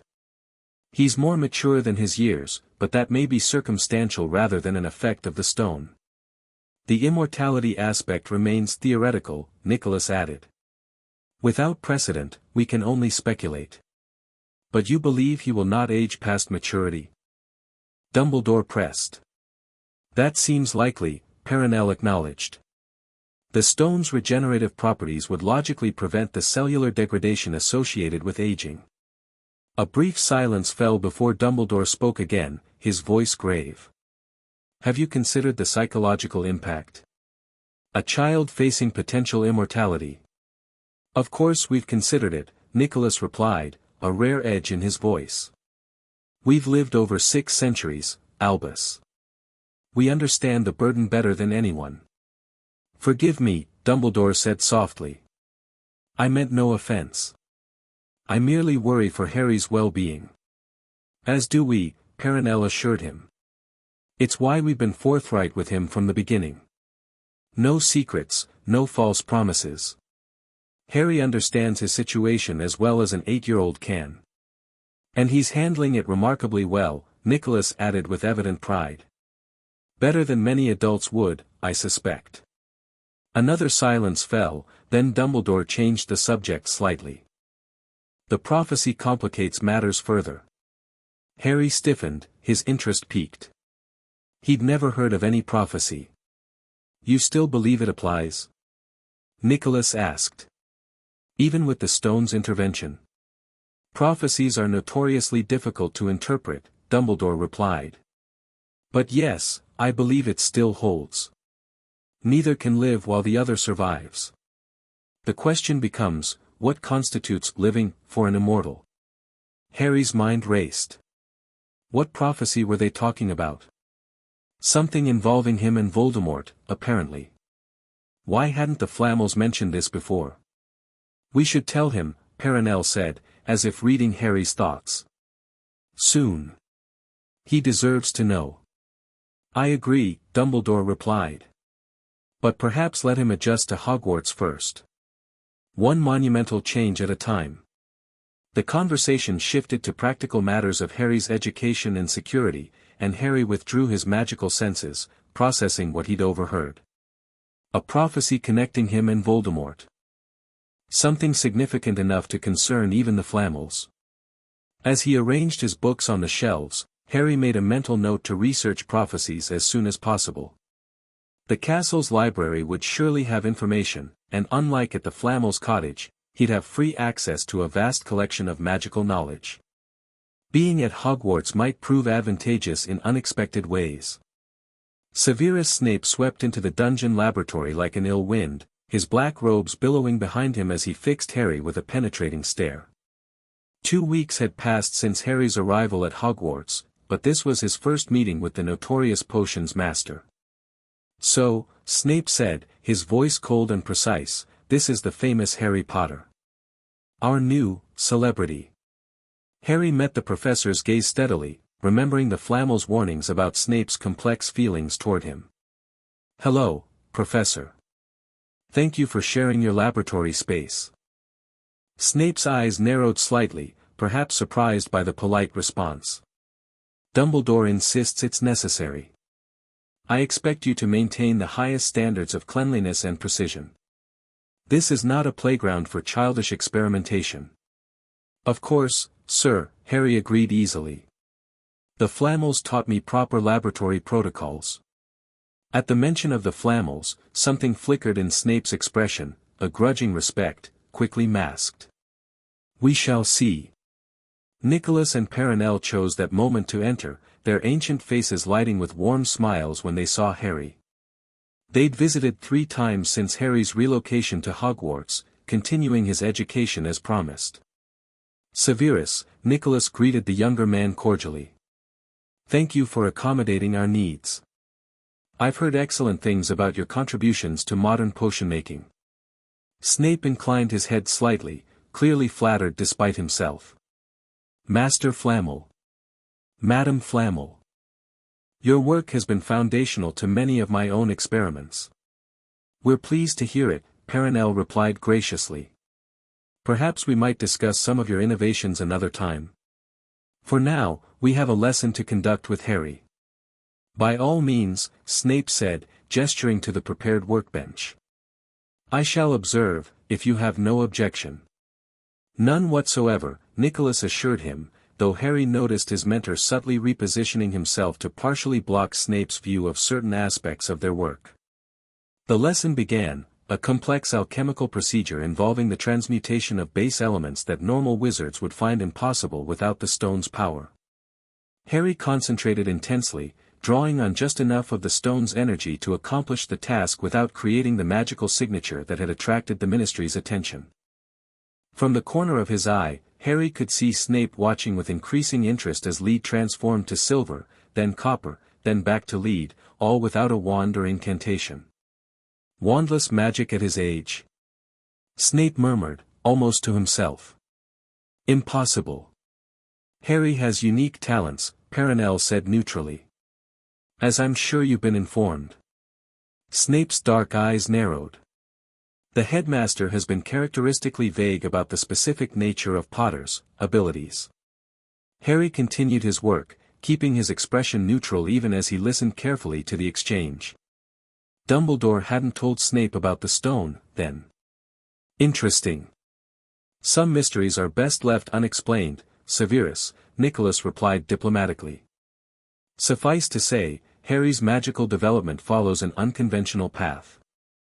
Snape looked far from satisfied with this non-answer, but he didn't press further, instead moving closer to examine Harry's work.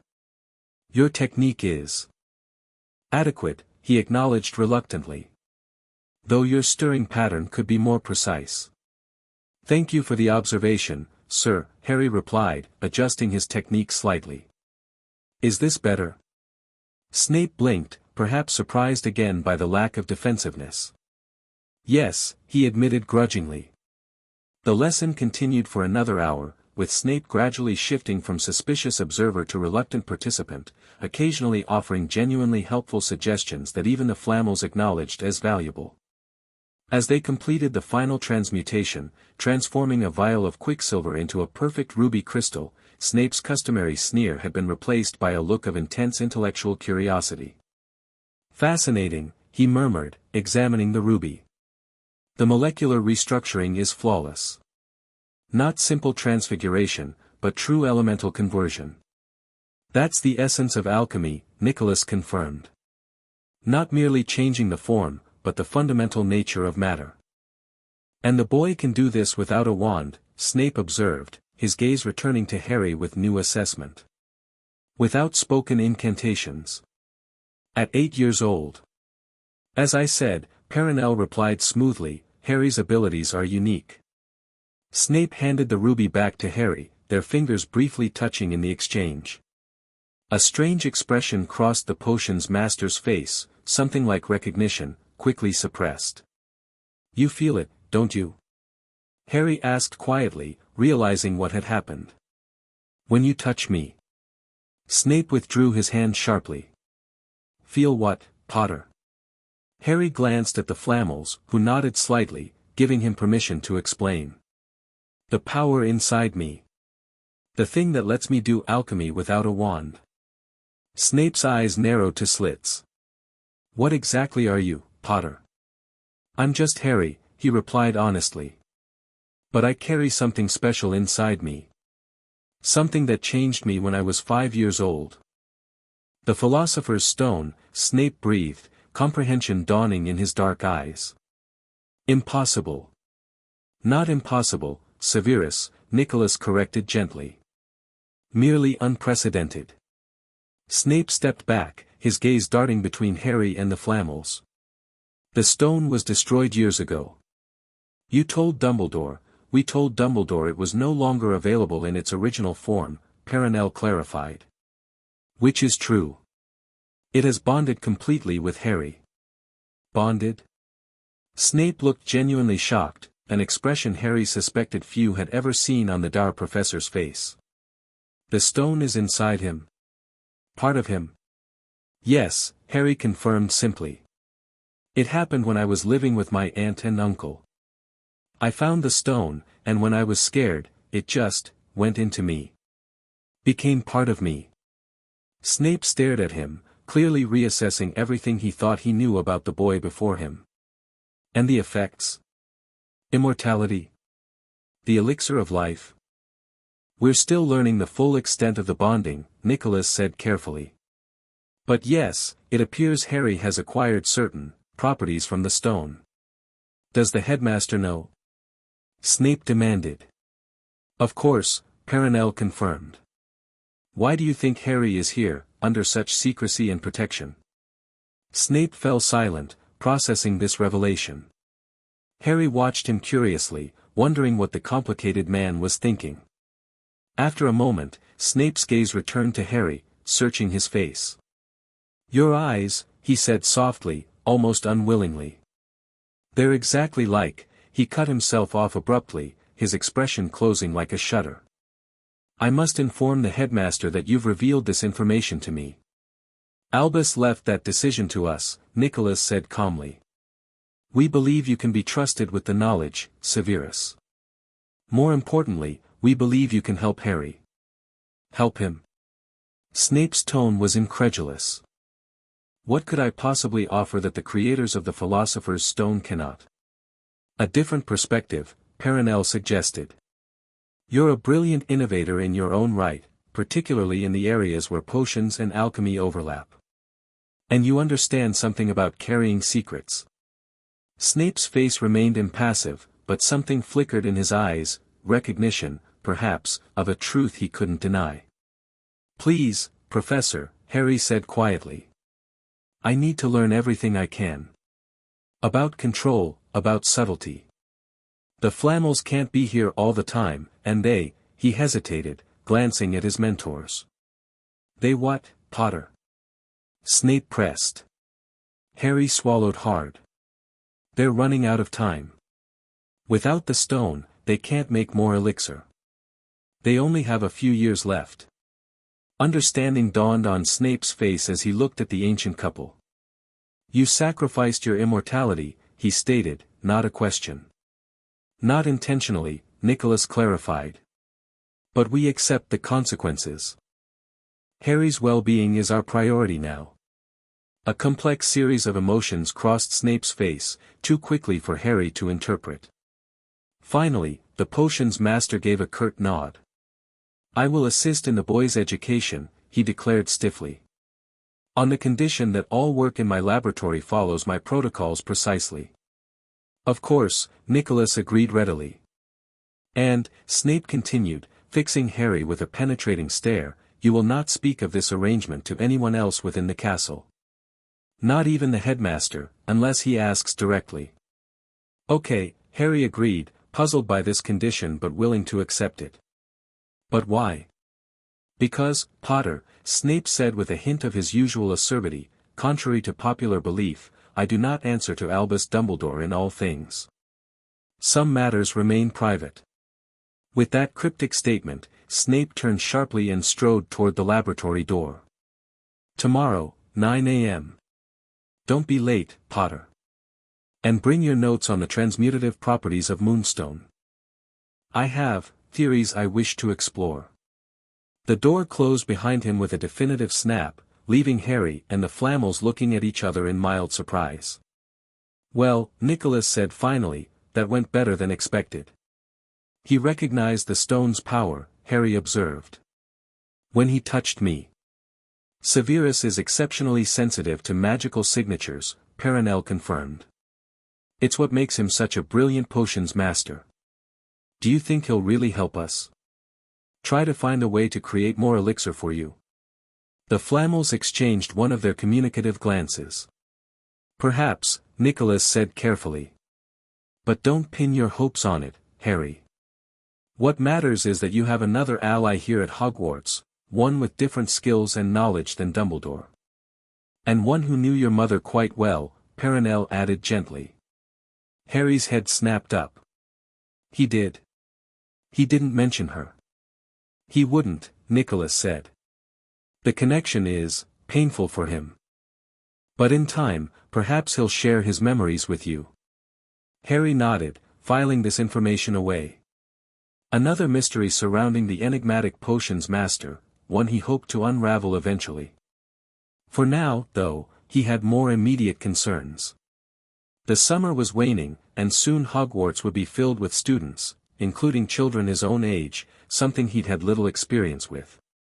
The prospect both excited and terrified him. Will I be allowed to make friends when the other students arrive? He asked suddenly. Or do I have to stay completely hidden? A balance will need to be struck, Nicholas replied thoughtfully. Complete isolation would be harmful, but full integration poses risks. Perhaps supervised interaction with a select few, Perenelle suggested. We should discuss possibilities with Albus. Harry nodded, trying not to show his disappointment. He'd hoped for a more normal experience, even knowing his circumstances were anything but normal. The stone pulsed within him, a constant reminder of his uniqueness, both a gift and a burden he would carry forever. Literally forever, if the Flamels' theories proved correct. As summer faded into autumn, Harry's life at Hogwarts settled into a rhythm of intensive study and careful exploration. By day, he worked with the Flamels during their visits, with Dumbledore on magical theory, or with Snape on increasingly complex alchemical experiments. By night, wrapped in his invisibility cloak, he explored the castle's endless corridors, hidden passages, and remarkable rooms. During these nighttime wanderings, Harry often found himself drawn to the library's restricted section. Using his cloak and the stone's ability to bypass certain magical barriers, he accessed books most students never saw, searching for information about prophecies. It was on one such night in late August, with the start of term rapidly approaching, that Harry finally found what he'd been seeking. Prophecies and Predestination, he whispered, pulling a slim volume from a high shelf. The book trembled slightly in his hands, as if reluctant to be read, but Harry had grown accustomed to the strange behaviors of magical texts. He settled into a hidden corner, cloak still draped around him, and carefully opened the ancient book. Its pages were brittle with age, the ink faded but still legible. Harry skimmed through theoretical discussions of divination until he reached a chapter titled, The Nature of True Prophecy.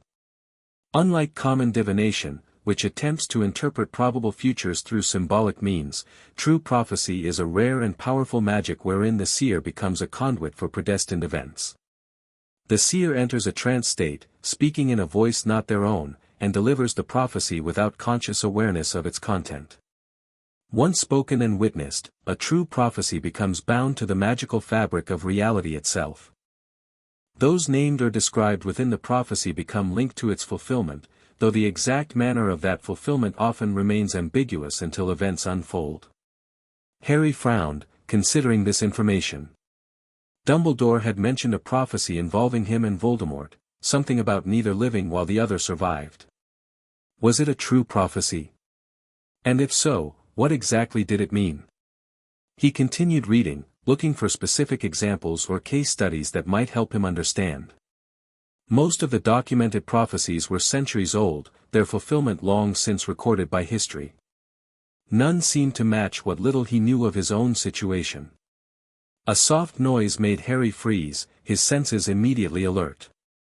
Someone was approaching, someone who moved almost as silently as he did. Carefully closing the book and replacing it on its shelf, Harry pressed himself against the wall, making sure his cloak covered him completely. He slowed his breathing, a technique Perenelle had taught him for moments when absolute stillness was required. A tall, thin figure emerged from between the stacks, Professor Snape, his wand tip illuminated with a faint Lumos spell. The potion's master moved purposefully, scanning the shelves with evident familiarity. Harry remained perfectly still, though he wasn't particularly worried about discovery. Snape knew about his nighttime research, having caught him once before. Instead of reporting him to Dumbledore, the professor had merely sneered that curiosity was an insufferable Potter trait, before recommending several more useful texts than the one Harry had been struggling with. Their strange, reluctant alliance had deepened over the weeks. Snape remained acerbic and demanding, but his genuine brilliance and willingness to push boundaries made him an invaluable teacher. He'd even begun experimenting with Harry's blood, taken with the Flamels' careful supervision, attempting to understand how the stone had bonded at a biological level. Now, Snape paused near Harry's hiding spot, his dark eyes narrowing as they swept the area. For a moment, Harry thought the professor had somehow sensed his presence. Then Snape spoke, his voice barely above a whisper. "You might as well reveal yourself, Potter.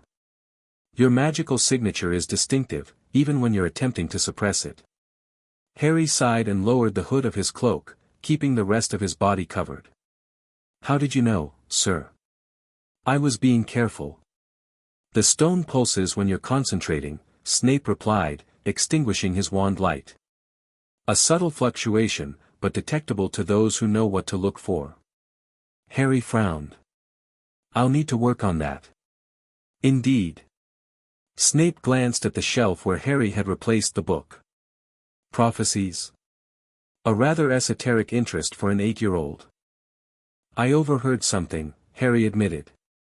"About a prophecy involving me and Voldemort." Snape's face tightened at the name, but he didn't reprimand Harry as he once might have. "Eavesdropping is a dangerous habit, Potter. I wasn't trying to, Harry defended himself. But my senses are sharper now. I hear things sometimes, even when I'm not meaning to. Snape studied him for a long moment, seeming to debate internally. Finally, he gestured to a nearby table. Sit. Harry moved to the table, letting the cloak fall away completely as he took a seat. Snape sat opposite him, his expression guarded but not hostile. What exactly did you overhear? The professor asked. Not much, Harry admitted. Just Dumbledore saying something about, neither can live while the other survives, and that he still believes the prophecy applies even with the stone inside me. Snape's face remained impassive, but Harry sensed a tension in his shoulders. I see.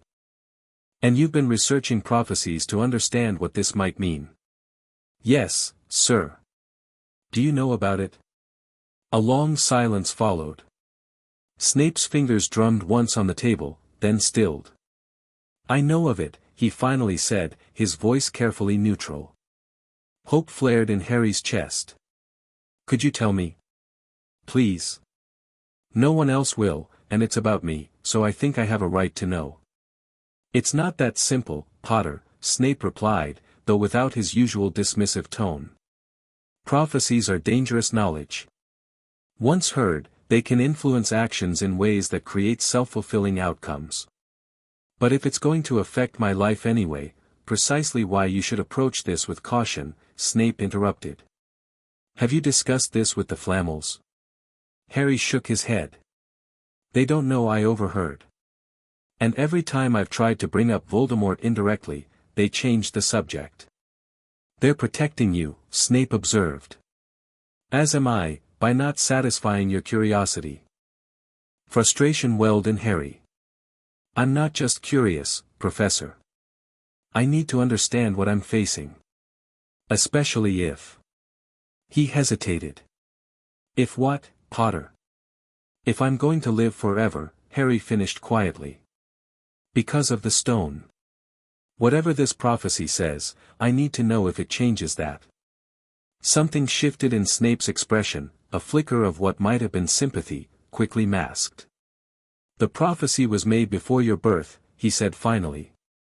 Before your unique circumstances with the stone. Its interpretation may indeed be affected by your current state. So you'll tell me? Harry asked hopefully. No, Snape replied firmly. But I will speak with the headmaster. It may be time for you to be given at least the basic information, particularly with term about to begin and the castle soon filled with potential gossips. Harry sighed but nodded acceptance. It was more than he'd expected from the typically unyielding professor. Thank you, sir. Snape rose from the table. Return to your quarters, Potter. The house elves will begin preterm cleaning in this section shortly. Harry gathered his cloak, then paused. Professor?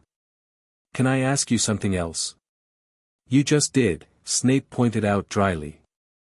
But yes, one more question. The Flamels said you knew my mother well. Is that true? Snape went very still, his face unreadable in the dim light.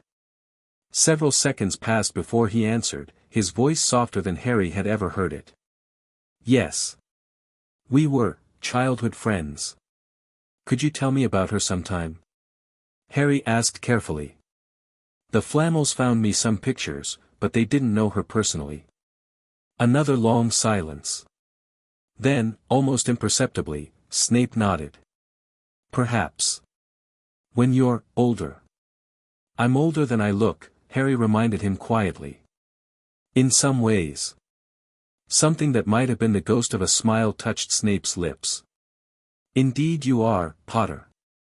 A fact I'm still adjusting to. He gestured toward the library exit. Go. Dawn approaches, and even immortals require rest.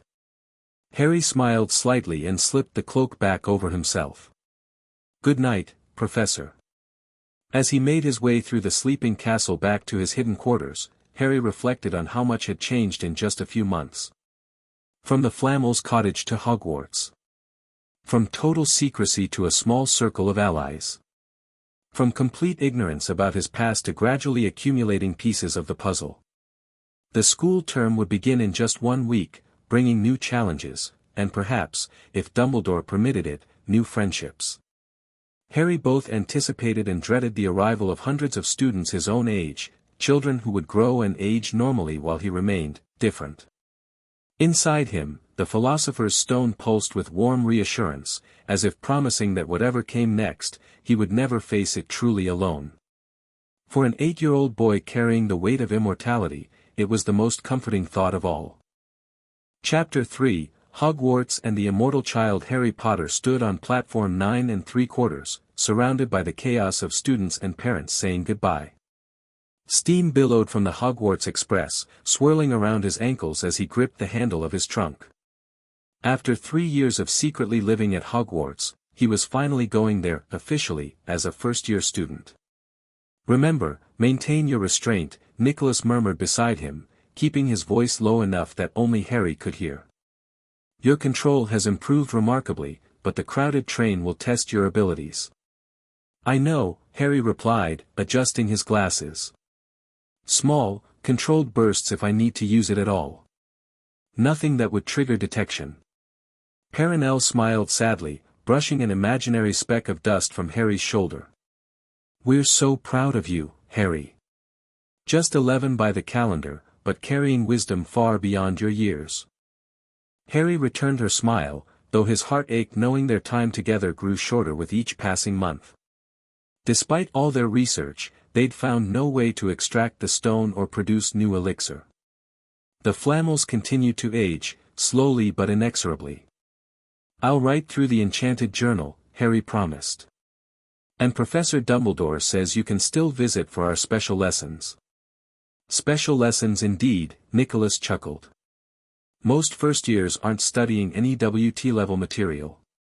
Most first-years don't have the Philosopher's Stone fused with their being," Harry pointed out wryly. A family of redheads bustled past, momentarily drawing Harry's attention. The mother, a plump woman with a kind face, was fussing over her children, 4 boys and a young girl who appeared too young for Hogwarts. One of the boys looked about Harry's age. "You should board," Perenelle urged, noticing the platform beginning to clear. "Remember, Dumbledore felt it important you travel like the other students, to establish your cover story properly." Harry nodded, understanding the logic. According to the carefully crafted narrative, he'd been receiving private magical training due to his special status as the boy who lived, and was now joining his peers at the appropriate age. Only a handful of people knew he'd actually been living at Hogwarts for the past 3 years. "I'll be fine," he assured the Flamels. "It's just a train ride." Nicholas embraced him briefly. "We'll see you at Yule, if not before." Perenelle kissed his forehead. "Be careful, dear one. And try to make friends your own age. It's important." Harry hugged them both, then grabbed his trunk and headed toward the train. As he approached, he noticed the youngest red-headed boy struggling to lift his own trunk up the steps. "Need a hand?" Harry offered, setting down his own luggage. The boy turned, looking relieved. "Yeah, thanks. This thing weighs a ton." Together, they heaved the trunk aboard, then Harry easily lifted his own, the stone's enhancement of his physical strength making what should have been a difficult task for an 11-year-old boy relatively simple. "Blimey, you're stronger than you look," the redhead observed. "I'm Ron, by the way. Ron Weasley." "Harry Potter," Harry replied, watching for the inevitable reaction. Ron's eyes widened comically. "Are you really? Do you have the, you know?" He gestured vaguely toward Harry's forehead. Harry pushed back his fringe, revealing the lightning-shaped scar. "Is that what you were looking for?" "Wicked," Ron breathed. "Fred and George, my brothers, they said you might be coming to Hogwarts this year, but Mum told them not to bother you if they saw you." "Well, I'm glad you didn't listen," Harry said with a smile. "Want to find a compartment together?" Ron's face brightened. "Yeah." As they made their way down the corridor, Harry felt a strange mixture of emotions. Despite having spent 3 years at Hogwarts already, this simple interaction with a potential friend his own age felt more significant than anything he'd learned about controlling the stone's powers. They found an empty compartment near the end of the train and settled in, stowing their trunks overhead.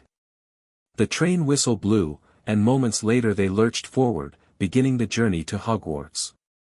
"So," Ron said, leaning forward eagerly, "is it true you've been getting special magical training?" Fred and George heard from their friend Lee, who heard from his cousin who works at the ministry, that you've been studying with some famous wizard. Harry smiled slightly at the garbled rumor. "Something like that. I've been learning magic from some private tutors." "Can you already do spells and everything?" Ron asked, impressed. "A few basic ones," Harry hedged, deliberately downplaying his abilities. "Nothing special. What about you? You come from a wizarding family, right?" Ron seemed pleased to talk about himself, launching into stories about growing up in a magical household with 5 older brothers and a younger sister. Harry listened with genuine interest, fascinated by Ron's description of a normal wizarding childhood, something so different from his own experiences with the Dursleys or the Flamels. "It's not that great, really," Ron concluded, looking a bit embarrassed. "Being the 6th in our family to go to Hogwarts means I've got a lot to live up to. Bill was head boy, Charlie was Quidditch captain, Percy's a prefect now, and Fred and George mess around a lot, but everyone thinks they're really funny and clever. I've got Bill's old robes, Charlie's old wand, and Percy's old rat." He pulled a fat grey rat from his pocket. "His name's Scabbers and he's useless." Harry felt a sudden, inexplicable chill as his eyes fell on the rat. The stone inside him pulsed with an unfamiliar warning sensation. He'd learned to trust these instinctive reactions. The stone seemed to respond to dangers or magical anomalies in ways his conscious mind couldn't always understand. "Is something wrong with him?" Harry asked carefully, studying the sleeping rat. "Nah, he just sleeps all the time," Ron said dismissively. "Percy got an owl for being made prefect, but they couldn't have." He stopped, his ears reddening. "I mean, I got Scabbers instead." Harry barely registered Ron's embarrassment about his family's finances, still focused on the strange reaction the stone was having to the rat. But before he could think more about it, their compartment door slid open. A girl with bushy brown hair and rather large front teeth stood in the doorway, already wearing her Hogwarts robes. "Has anyone seen a toad? A boy named Neville's lost one." "No toads here," Ron replied. "Just a useless rat." The girl's eyes fell on Scabbers, then shifted to Harry, widening slightly as she noticed his scar. "You're Harry Potter. I've read all about you. You're in modern magical history, the rise and fall of the dark arts, and great wizarding events of the 20th century. Harry blinked, caught off guard. "Am I?" "Of course. I'm Hermione Granger, by the way." She sat down uninvited, looking at Harry with intense curiosity. "Those books didn't mention anything about special training, though. Is it true you've been studying advanced magic already?" "Just the basics," Harry repeated his earlier claim, feeling the stone pulse gently within him, not a warning this time, but almost like recognition. Something about this girl felt significant. Hermione launched into a rapid-fire account of her own preparation for Hogwarts, having memorized all their course books and practiced simple spells. "Nobody in my family's magic at all. It was ever such a surprise when I got my letter, but I was ever so pleased. Of course, it's the very best school of witchcraft there is, I've heard." Ron looked slightly overwhelmed by her energy, but Harry found himself smiling. There was something refreshing about her enthusiasm, even if it bordered on intensity. The compartment door slid open again, this time revealing a pale, pointy-faced boy flanked by 2 larger boys who looked like bodyguards. Harry recognized him immediately from Diagon Alley, Draco Malfoy, son of Lucius Malfoy, a suspected former Death Eater according to both the Flamels and Professor Snape. "Is it true?" the boy demanded without preamble. "They're saying all down the train that Harry Potter's in this compartment." "Yes," Harry replied simply, studying the boy with calm interest. Malfoy gave him a long, appraising look. "This is Crabbe and Goyle," he said casually, nodding to his companions. "And I'm Malfoy. Draco Malfoy." Ron gave a slight cough that might have been disguising a snigger. Malfoy shot him a cold look. "Think my name's funny, do you? No need to ask who you are. Red hair, hand-me-down robes, you must be a Weasley." He turned back to Harry. "You'll soon find that some wizarding families are better than others, Potter. You don't want to go making friends with the wrong sort. I can help you there." He extended his hand, but Harry didn't take it. Instead, he met Malfoy's gaze steadily. "I think I can tell the wrong sort for myself, thanks," he said quietly. Malfoy's pale cheeks flushed pink. "I'd be careful if I were you, Potter. Unless you're a bit politer, you'll go the same way as your parents." They didn't know what was good for them, either. Harry felt the stone's energy surge in response to his anger, and he quickly controlled it, tamping down the power that threatened to leak out. When he spoke, his voice was calm but carried an unmistakable weight. "I'd suggest leaving now, Malfoy." Something in Harry's tone or expression made the pale boy take an involuntary step backward. For a moment, Malfoy looked almost frightened, though he quickly masked it with a sneer. "We'll leave. But remember what I said, Potter. You'll see I was right." When they'd gone, Ron looked at Harry with newfound respect. "That was brilliant. The way he backed down, I've never seen Malfoy types do that. They usually just keep pushing." Hermione frowned. "You shouldn't antagonize people before we even get to school. We could lose house points." "We don't even have houses yet," Ron pointed out. "What house do you think you'll be in?" Hermione asked, changing subjects with her characteristic quickness. "I've been asking around, and I hope I'm in Gryffindor. It sounds by far the best. I hear Dumbledore himself was in it, but I suppose Ravenclaw wouldn't be too bad." As Ron and Hermione began discussing the different houses, Harry's thoughts drifted to his own sorting, or rather, the discussion he'd had with Dumbledore about it a few weeks earlier. "The sorting hat may find your case challenging, Harry," Dumbledore had told him in his office. "You possess qualities valued by all four houses, and the stone's influence adds another layer of complexity." "Will it tell everyone about the stone?" Harry had asked, concerned. No, Dumbledore had assured him. "The hat is bound to keep student secrets. However, it may struggle to place you definitively.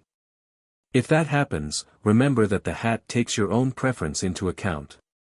Now, as the countryside flew past the window and his new acquaintances chatted animatedly, Harry wondered which house would best suit an immortal child with unprecedented magical abilities and an ancient alchemical artifact fused with his soul. Somehow, he didn't think Hogwarts, a history covered that particular scenario. The Great Hall looked exactly as it had during Harry's 3 years of secret residence at Hogwarts, yet experiencing it as a first-year student among his peers made it feel entirely new. Thousands of candles floated above 4 long tables where the rest of the students sat, golden plates and goblets gleaming in the flickering light. At the top of the hall, the staff sat at their own table. Professor McGonagall led the first years forward, placing the familiar sorting hat on its stool. Harry spotted Dumbledore at the center of the staff table, his silver beard shining in the candlelight. Their eyes met briefly, and the headmaster gave an almost imperceptible nod. Next to Dumbledore sat Professor Quirrell, whom Harry had met only briefly during his time hiding at Hogwarts. The nervous, stuttering defense against the dark arts teacher wore a large purple turban that Harry hadn't seen before. As their eyes met, Harry felt a sudden, sharp pain in his scar, accompanied by an intense pulsing from the stone inside him, a warning, stronger than what he'd felt with Scabbers. Harry quickly looked away, disturbed. The stone had never reacted that way to anyone before. The sorting began. Harry watched as Hannah Abbott and Susan Bones were sorted into Hufflepuff, Terry Boot and Mandy Brocklehurst into Ravenclaw. When Hermione's turn came, the hat took almost a full minute before declaring Gryffindor. Ron groaned beside Harry, having expressed a hope she'd end up elsewhere. Malfoy was sorted into Slytherin the instant the hat touched his head. No surprise there. Finally, after Perks, Sally Ann, McGonagall called, "Potter, Harry." Whispers broke out across the hall as Harry stepped forward. "Potter," did she say? "The Harry Potter?" The last thing Harry saw before the hat dropped over his eyes was the hall full of people craning to get a good look at him.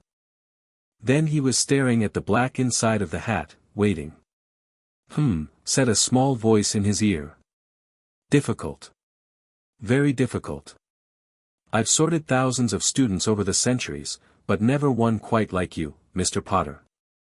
Is it because of what's inside me?" Harry thought. "The Philosopher's Stone, yes," the hat replied. "Remarkable. A complete bonding, unprecedented.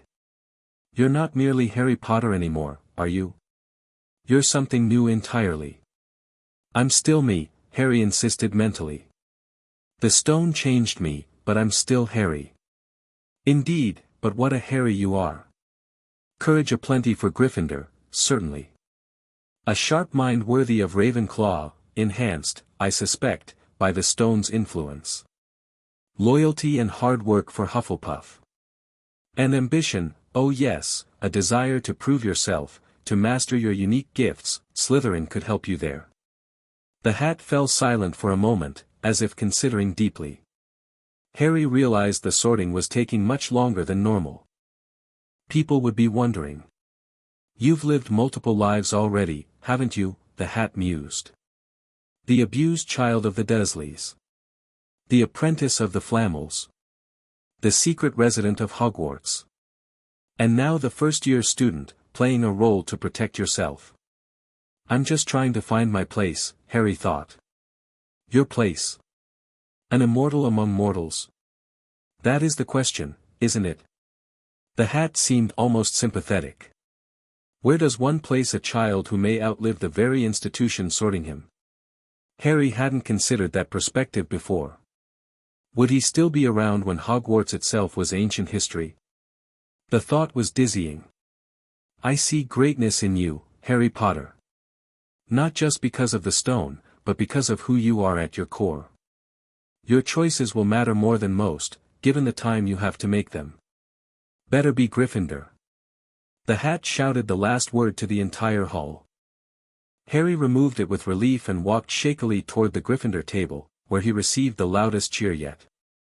Percy Weasley shook his hand vigorously, and the Weasley twins yelled, "We got Potter! We got Potter!" As Harry sat down, he glanced toward the staff table. Hagrid, whom he'd known secretly for years but had pretended to meet for the first time upon arriving at Hogsmeade Station, gave him a thumbs up.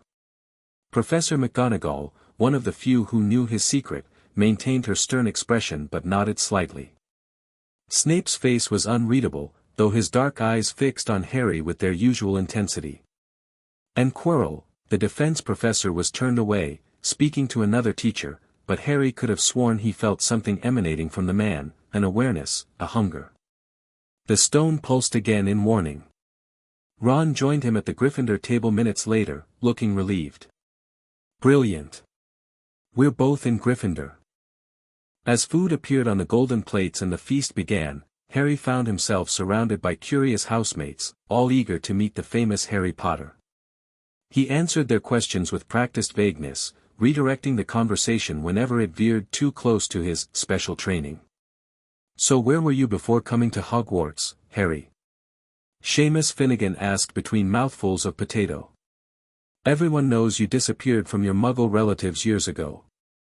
"I was studying with private tutors," Harry replied, the rehearsed answer coming easily. "Professor Dumbledore arranged it." "Must have been brilliant teachers," Dean Thomas commented. "Was it true you were training in secret magical arts?" Harry laughed, deflecting with humor. "Nothing that exciting. Just getting a head start on the basics." "Can you already do magic?" Lavender Brown asked eagerly. "Some simple spells," Harry admitted, conscious of Hermione listening intently nearby. "Nothing you all won't learn this year too."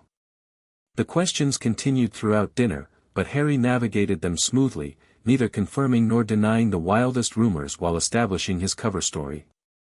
By dessert, the initial excitement had calmed somewhat, and conversation drifted to family backgrounds and Quidditch.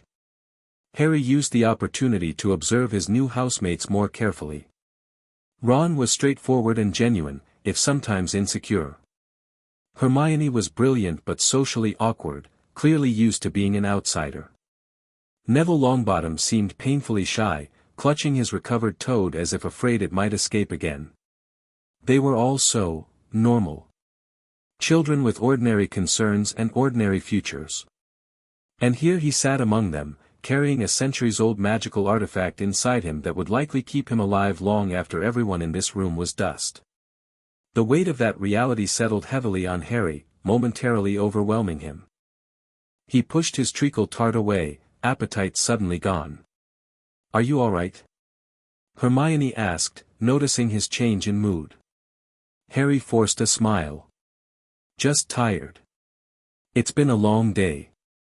As the feast ended and Dumbledore gave his start-of-term notices, including a curious warning about the third-floor corridor on the right-hand side being out of bounds, Harry felt Quirrell's eyes on him again. This time, when he glanced at the defense professor, the man was staring directly at him, an odd expression on his face. The stone pulsed more urgently within him, and Harry quickly looked away. Something was very wrong with Professor Quirrell. And Harry suspected it had nothing to do with his apparent nervousness and everything to do with what Harry carried inside him. The first week of classes passed in a blur of pretense for Harry. In Charms, he deliberately mispronounced Wingardium Leviosa twice before getting it right, despite having mastered the spell years ago. In Transfiguration, he waited until several other students had attempted to turn their matches into needles before succeeding himself, and even then, he left the eye of his needle slightly too large to be perfect. "Remarkable restraint, Mr. Potter," Professor McGonagall murmured as she passed his desk. 10 points to Gryffindor for your excellent first attempt." Only Harry caught the knowing look in her eyes, a silent acknowledgement of his deliberate underperformance. Herbology proved genuinely challenging, as it was one area the Flamels hadn't focused on extensively. History of magic was as dull as the Flamels had warned, with Professor Binns droning on about goblin rebellions while most students dozed.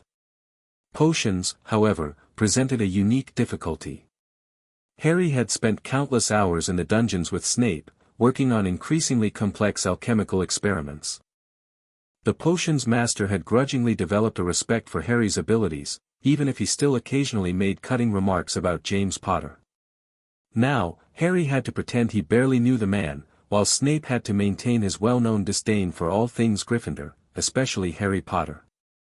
"Ah, yes," Snape said softly during the first potions class, his eyes glittering as they fell on Harry. "Harry Potter. Our new celebrity." Malfoy and his friends Crabbe and Goyle sniggered behind their hands.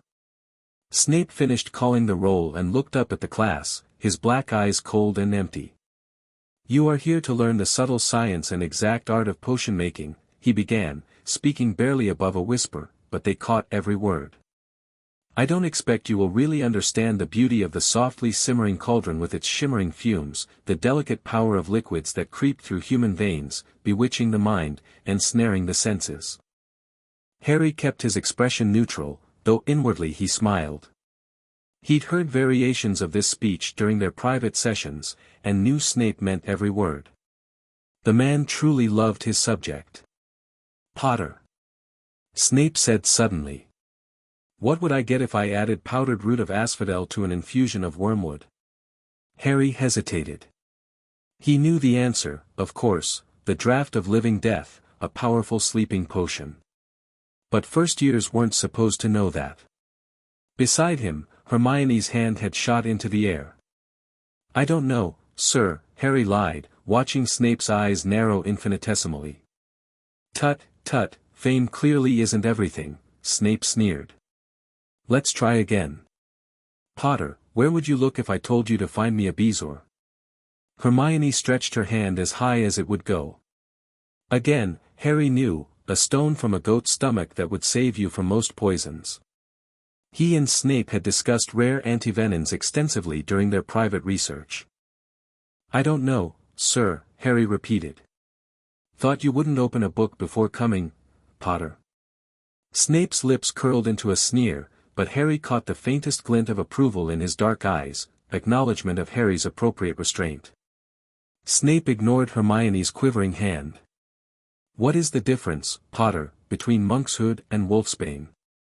"I don't know," Harry said quietly. "But I think Hermione does." "Why don't you ask her?" A few people laughed, and Snape's expression darkened. "Sit down," he snapped at Hermione. "For your information, Potter, asphodel and wormwood make a sleeping potion so powerful it is known as the draught of living death.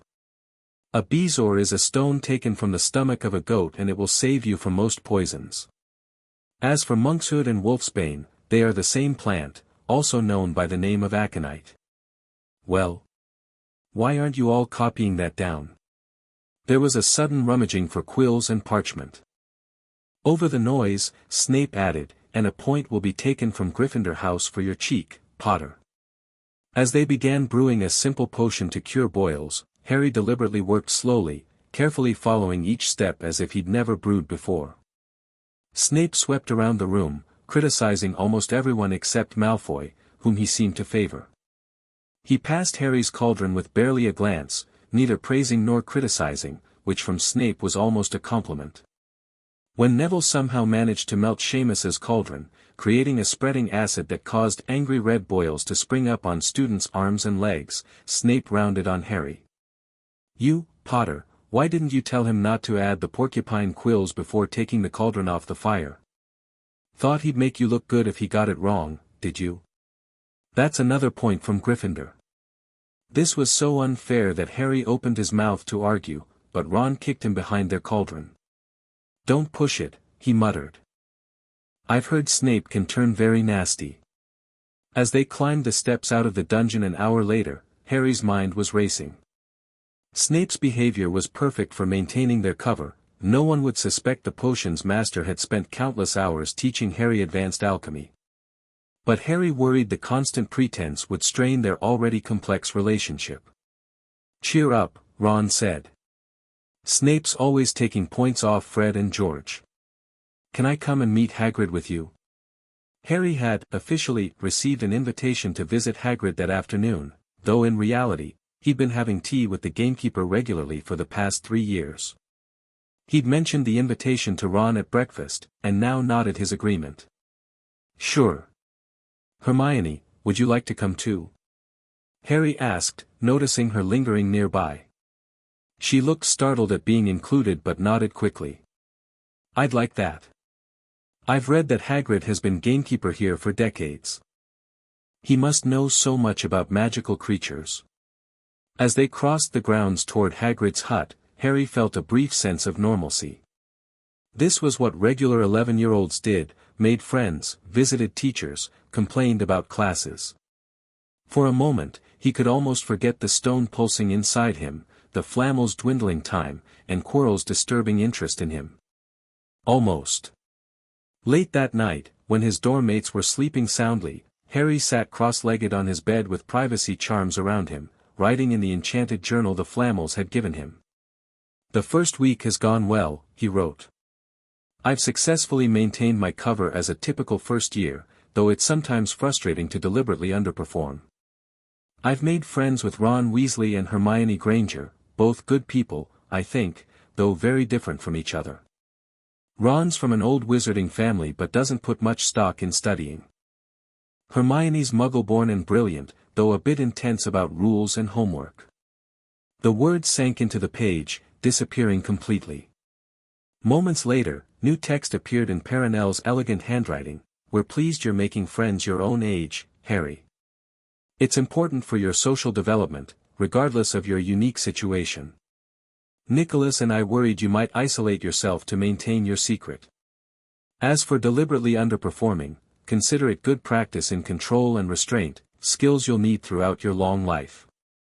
Harry smiled at her practical perspective, then wrote, "There's something strange about Professor Quirrell. The stone reacts strongly to him, almost like a warning. And my scar hurts when he looks at me directly. Should I tell Dumbledore? The response came quickly, yes, immediately. Any unusual reaction from the stone should be reported. It has protective properties we don't fully understand. As for your scar, that's particularly concerning. It's a cursed scar from Voldemort himself. If it's reacting to Quirrell's presence. The words trailed off, and Harry waited anxiously for more. Finally, new text appeared. Nicholas says to tell Dumbledore tonight. Don't wait until morning. Use your cloak and go to his office. The password this week is Chocolate Frog. Harry frowned, concerned by the urgency of their response. He wrote, I'll go now. There's one other thing, the stone had a smaller but similar reaction to Ron's pet rat, Scabbers. A feeling of wrongness or warning. Not as strong as with Quirrell, but noticeable. A longer pause this time before the response, most curious. Animals can sometimes carry magical traces or enchantments. Perhaps mention this to Dumbledore as well. Be careful, Harry. If the stone is warning you about multiple things at Hogwarts, it suggests something significant is unfolding. We'd come immediately, but Nicholas is currently too weak for travel. His last dose of elixir was smaller than usual, we're rationing what remains. Harry's chest tightened with worry. He knew the Flamels were aging more rapidly now, their centuries catching up with them as their supply of elixir dwindled. He wrote quickly, I'll be careful. Please tell Nicholas to take care of himself. I'm still working on our project in my spare time, testing whether I can produce elixir externally. No success yet, but I won't give up.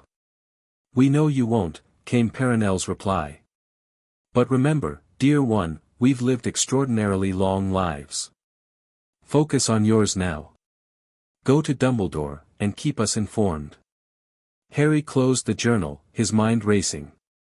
He retrieved his invisibility cloak from his trunk, slipped it on, and eased out of the dormitory. The common room was empty this late, the fire burned down to embers. The journey to Dumbledore's office was familiar, he'd made it countless times during his years hiding at Hogwarts. Even so, he moved carefully, avoiding misses. Norris and staying alert for Peeves. The stone's energy kept him unusually aware of his surroundings, a subtle magical sensing that had developed over the years. Chocolate Frog, he whispered to the gargoyle guarding the headmaster's office. It sprang aside, revealing the spiral staircase beyond. To Harry's surprise, Dumbledore was awake, sitting behind his desk examining what appeared to be an ancient scroll. He looked up as Harry entered, removing his invisibility cloak. Ah, Harry. I was wondering when you might pay me a nighttime visit. Old habits die hard, do they not? His blue eyes twinkled behind his half-moon spectacles. The Flamels told me to come immediately, sir, Harry explained, taking the seat Dumbledore gestured to. It's about Professor Quirrell. Dumbledore's expression grew more serious. Go on. The stone reacts to him, strongly. Like a warning. And my scar hurts whenever he looks directly at me. It started at the welcoming feast and has happened several times since. Dumbledore steepled his fingers, his gaze intense. Most concerning. The stone has protective properties that even Nicholas never fully catalogued. And your scar, that is a connection to Voldemort himself. You think Quirrell is connected to Voldemort somehow? Harry asked, the possibility sending a chill through him. I have had suspicions about Professor Quirrell since his return from Albania, Dumbledore admitted. He changed during his year abroad. The stuttering, the fearfulness, these are new characteristics, not present in the confident young professor who left us. The turban is new too, Harry noted. And the stone seems to react more strongly when I can see the back of his head. Dumbledore's eyebrows rose sharply. Indeed. That is, most illuminating. There's something else, Harry added, remembering. Ron Weasley's pet rat, Scabbers. The stone had a similar reaction to it, smaller, but definitely a warning of some kind. A rat? Dumbledore looked genuinely surprised. How curious. May I ask when you first noticed this? On the train. As soon as Ron showed him to me. Dumbledore rose from his desk and began pacing, clearly troubled. 2 separate warnings from the stone, both unexpected. I confess, I had not anticipated this complication.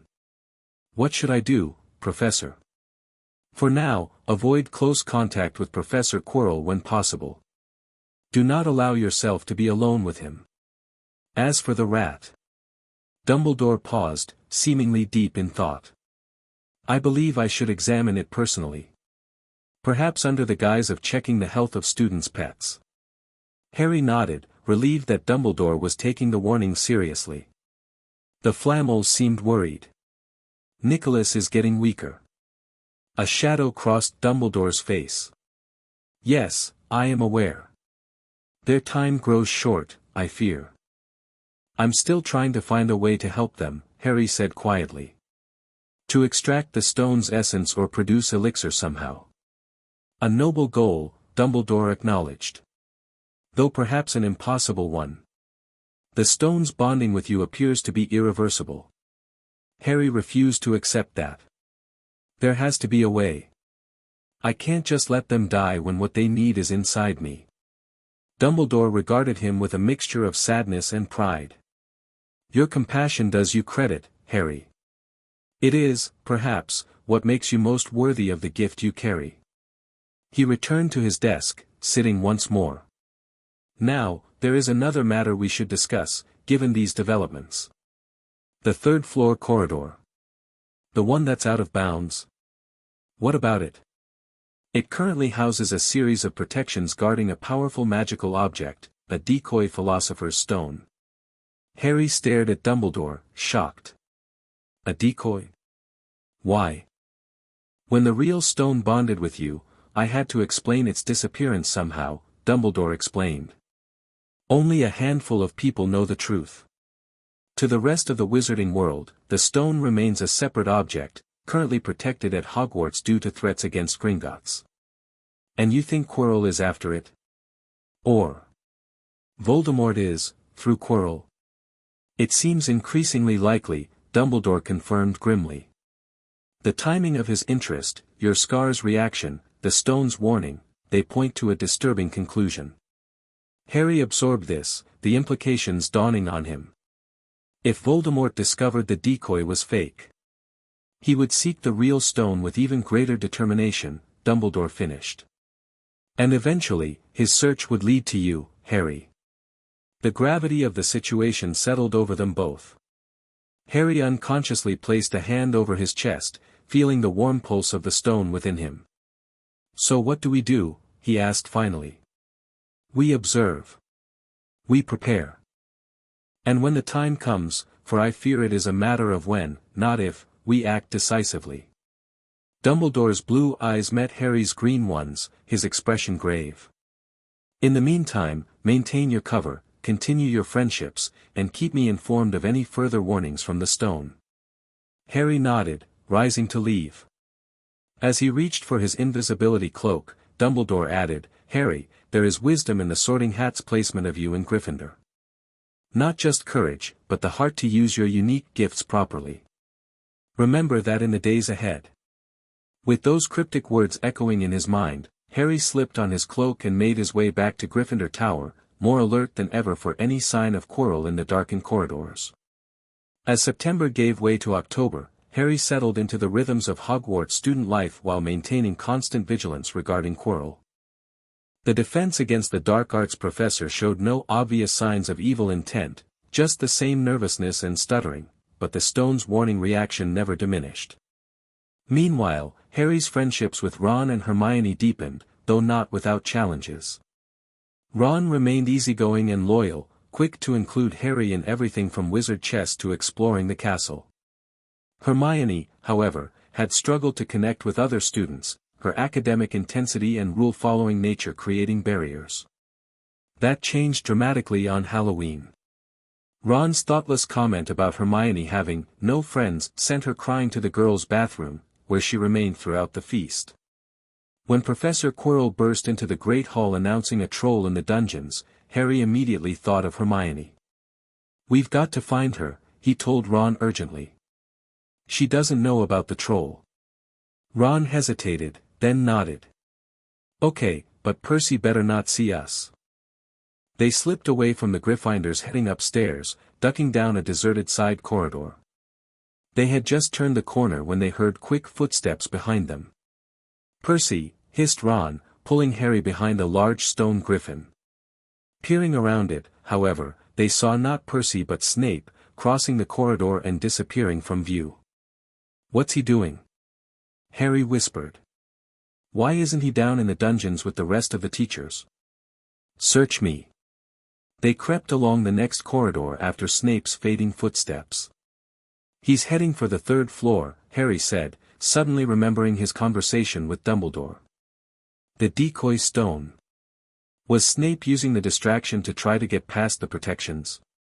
But before he could consider this further, a foul stench reached his nostrils, a mixture of old socks and the kind of public toilet no one seems to clean. And then they heard it, a low grunting, and the shuffling footsteps of gigantic feet. The troll appeared at the end of a passage, 12 feet tall, its skin a dull, granite gray, its great lumpy body perched atop legs like tree trunks. The smell was incredible. It was holding a huge wooden club, which dragged along the floor. The troll stopped next to a doorway and peered inside. It waggled its long ears, making up its tiny mind, then slouched slowly into the room. "The key's in the lock," Harry muttered. "We could lock it in." "Good idea," said Ron nervously. They edged toward the open door, mouths dry, praying the troll wasn't about to come out of it. Harry reached for the key, slammed the door, and locked it. Yes. Flushed with their victory, they started to run back up the passage, but as they reached the corner they heard something that made their hearts stop, a high, petrified scream coming from the chamber they'd just locked. "Oh, no," said Ron, pale as the Bloody Baron. "It's the girls' bathroom." Harry gasped. "Hermione," they said together. Harry didn't hesitate. He turned around, sprinted back to the door and fumbled with the key. His hands were shaking so badly he could barely manage it. Finally, the lock clicked and he wrenched the door open. Hermione was shrinking against the wall opposite, looking as if she was about to faint. The troll was advancing on her, knocking sinks off the walls as it went. "Confuse it," Harry said desperately to Ron, seizing a tap and throwing it as hard as he could against the wall. The troll stopped a few feet from Hermione, turning its ugly head toward the noise. It saw Harry and made for him instead, lifting its club. "Oi, pea-brain," yelled Ron, throwing a metal pipe at it. The troll didn't even seem to notice the pipe hitting its shoulder, but it heard the yell and paused again. Harry's mind raced. He had the power to stop the troll instantly. The stone's energy could easily transmute the creature or its club into harmless materials. But using such abilities would expose his secret, potentially creating more danger in the long run. "Run, Hermione," he shouted, trying to draw the troll away from her. But Hermione couldn't move, still flat against the wall, her mouth open with terror. The shouting and echoes seemed to be driving the troll berserk. It roared and started toward Ron, who was nearest and had no way to escape. Harry made a split-second decision. He had to act, secret or no secret. He took a deep breath, drawing on the stone's power, preparing to channel it, but before he could act, Ron threw one last piece of debris. The troll didn't notice, but kept coming at him. Harry, desperate now, did something both very brave and very foolish. He took a running jump and managed to fasten his arms around the troll's neck from behind.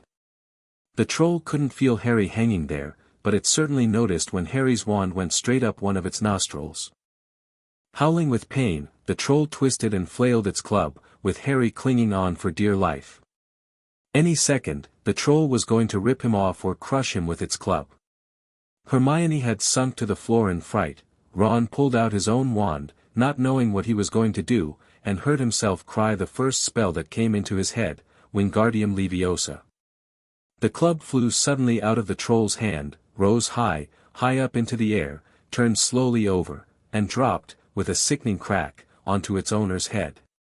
The troll swayed on the spot and then fell flat on its face, with a thud that made the whole room tremble.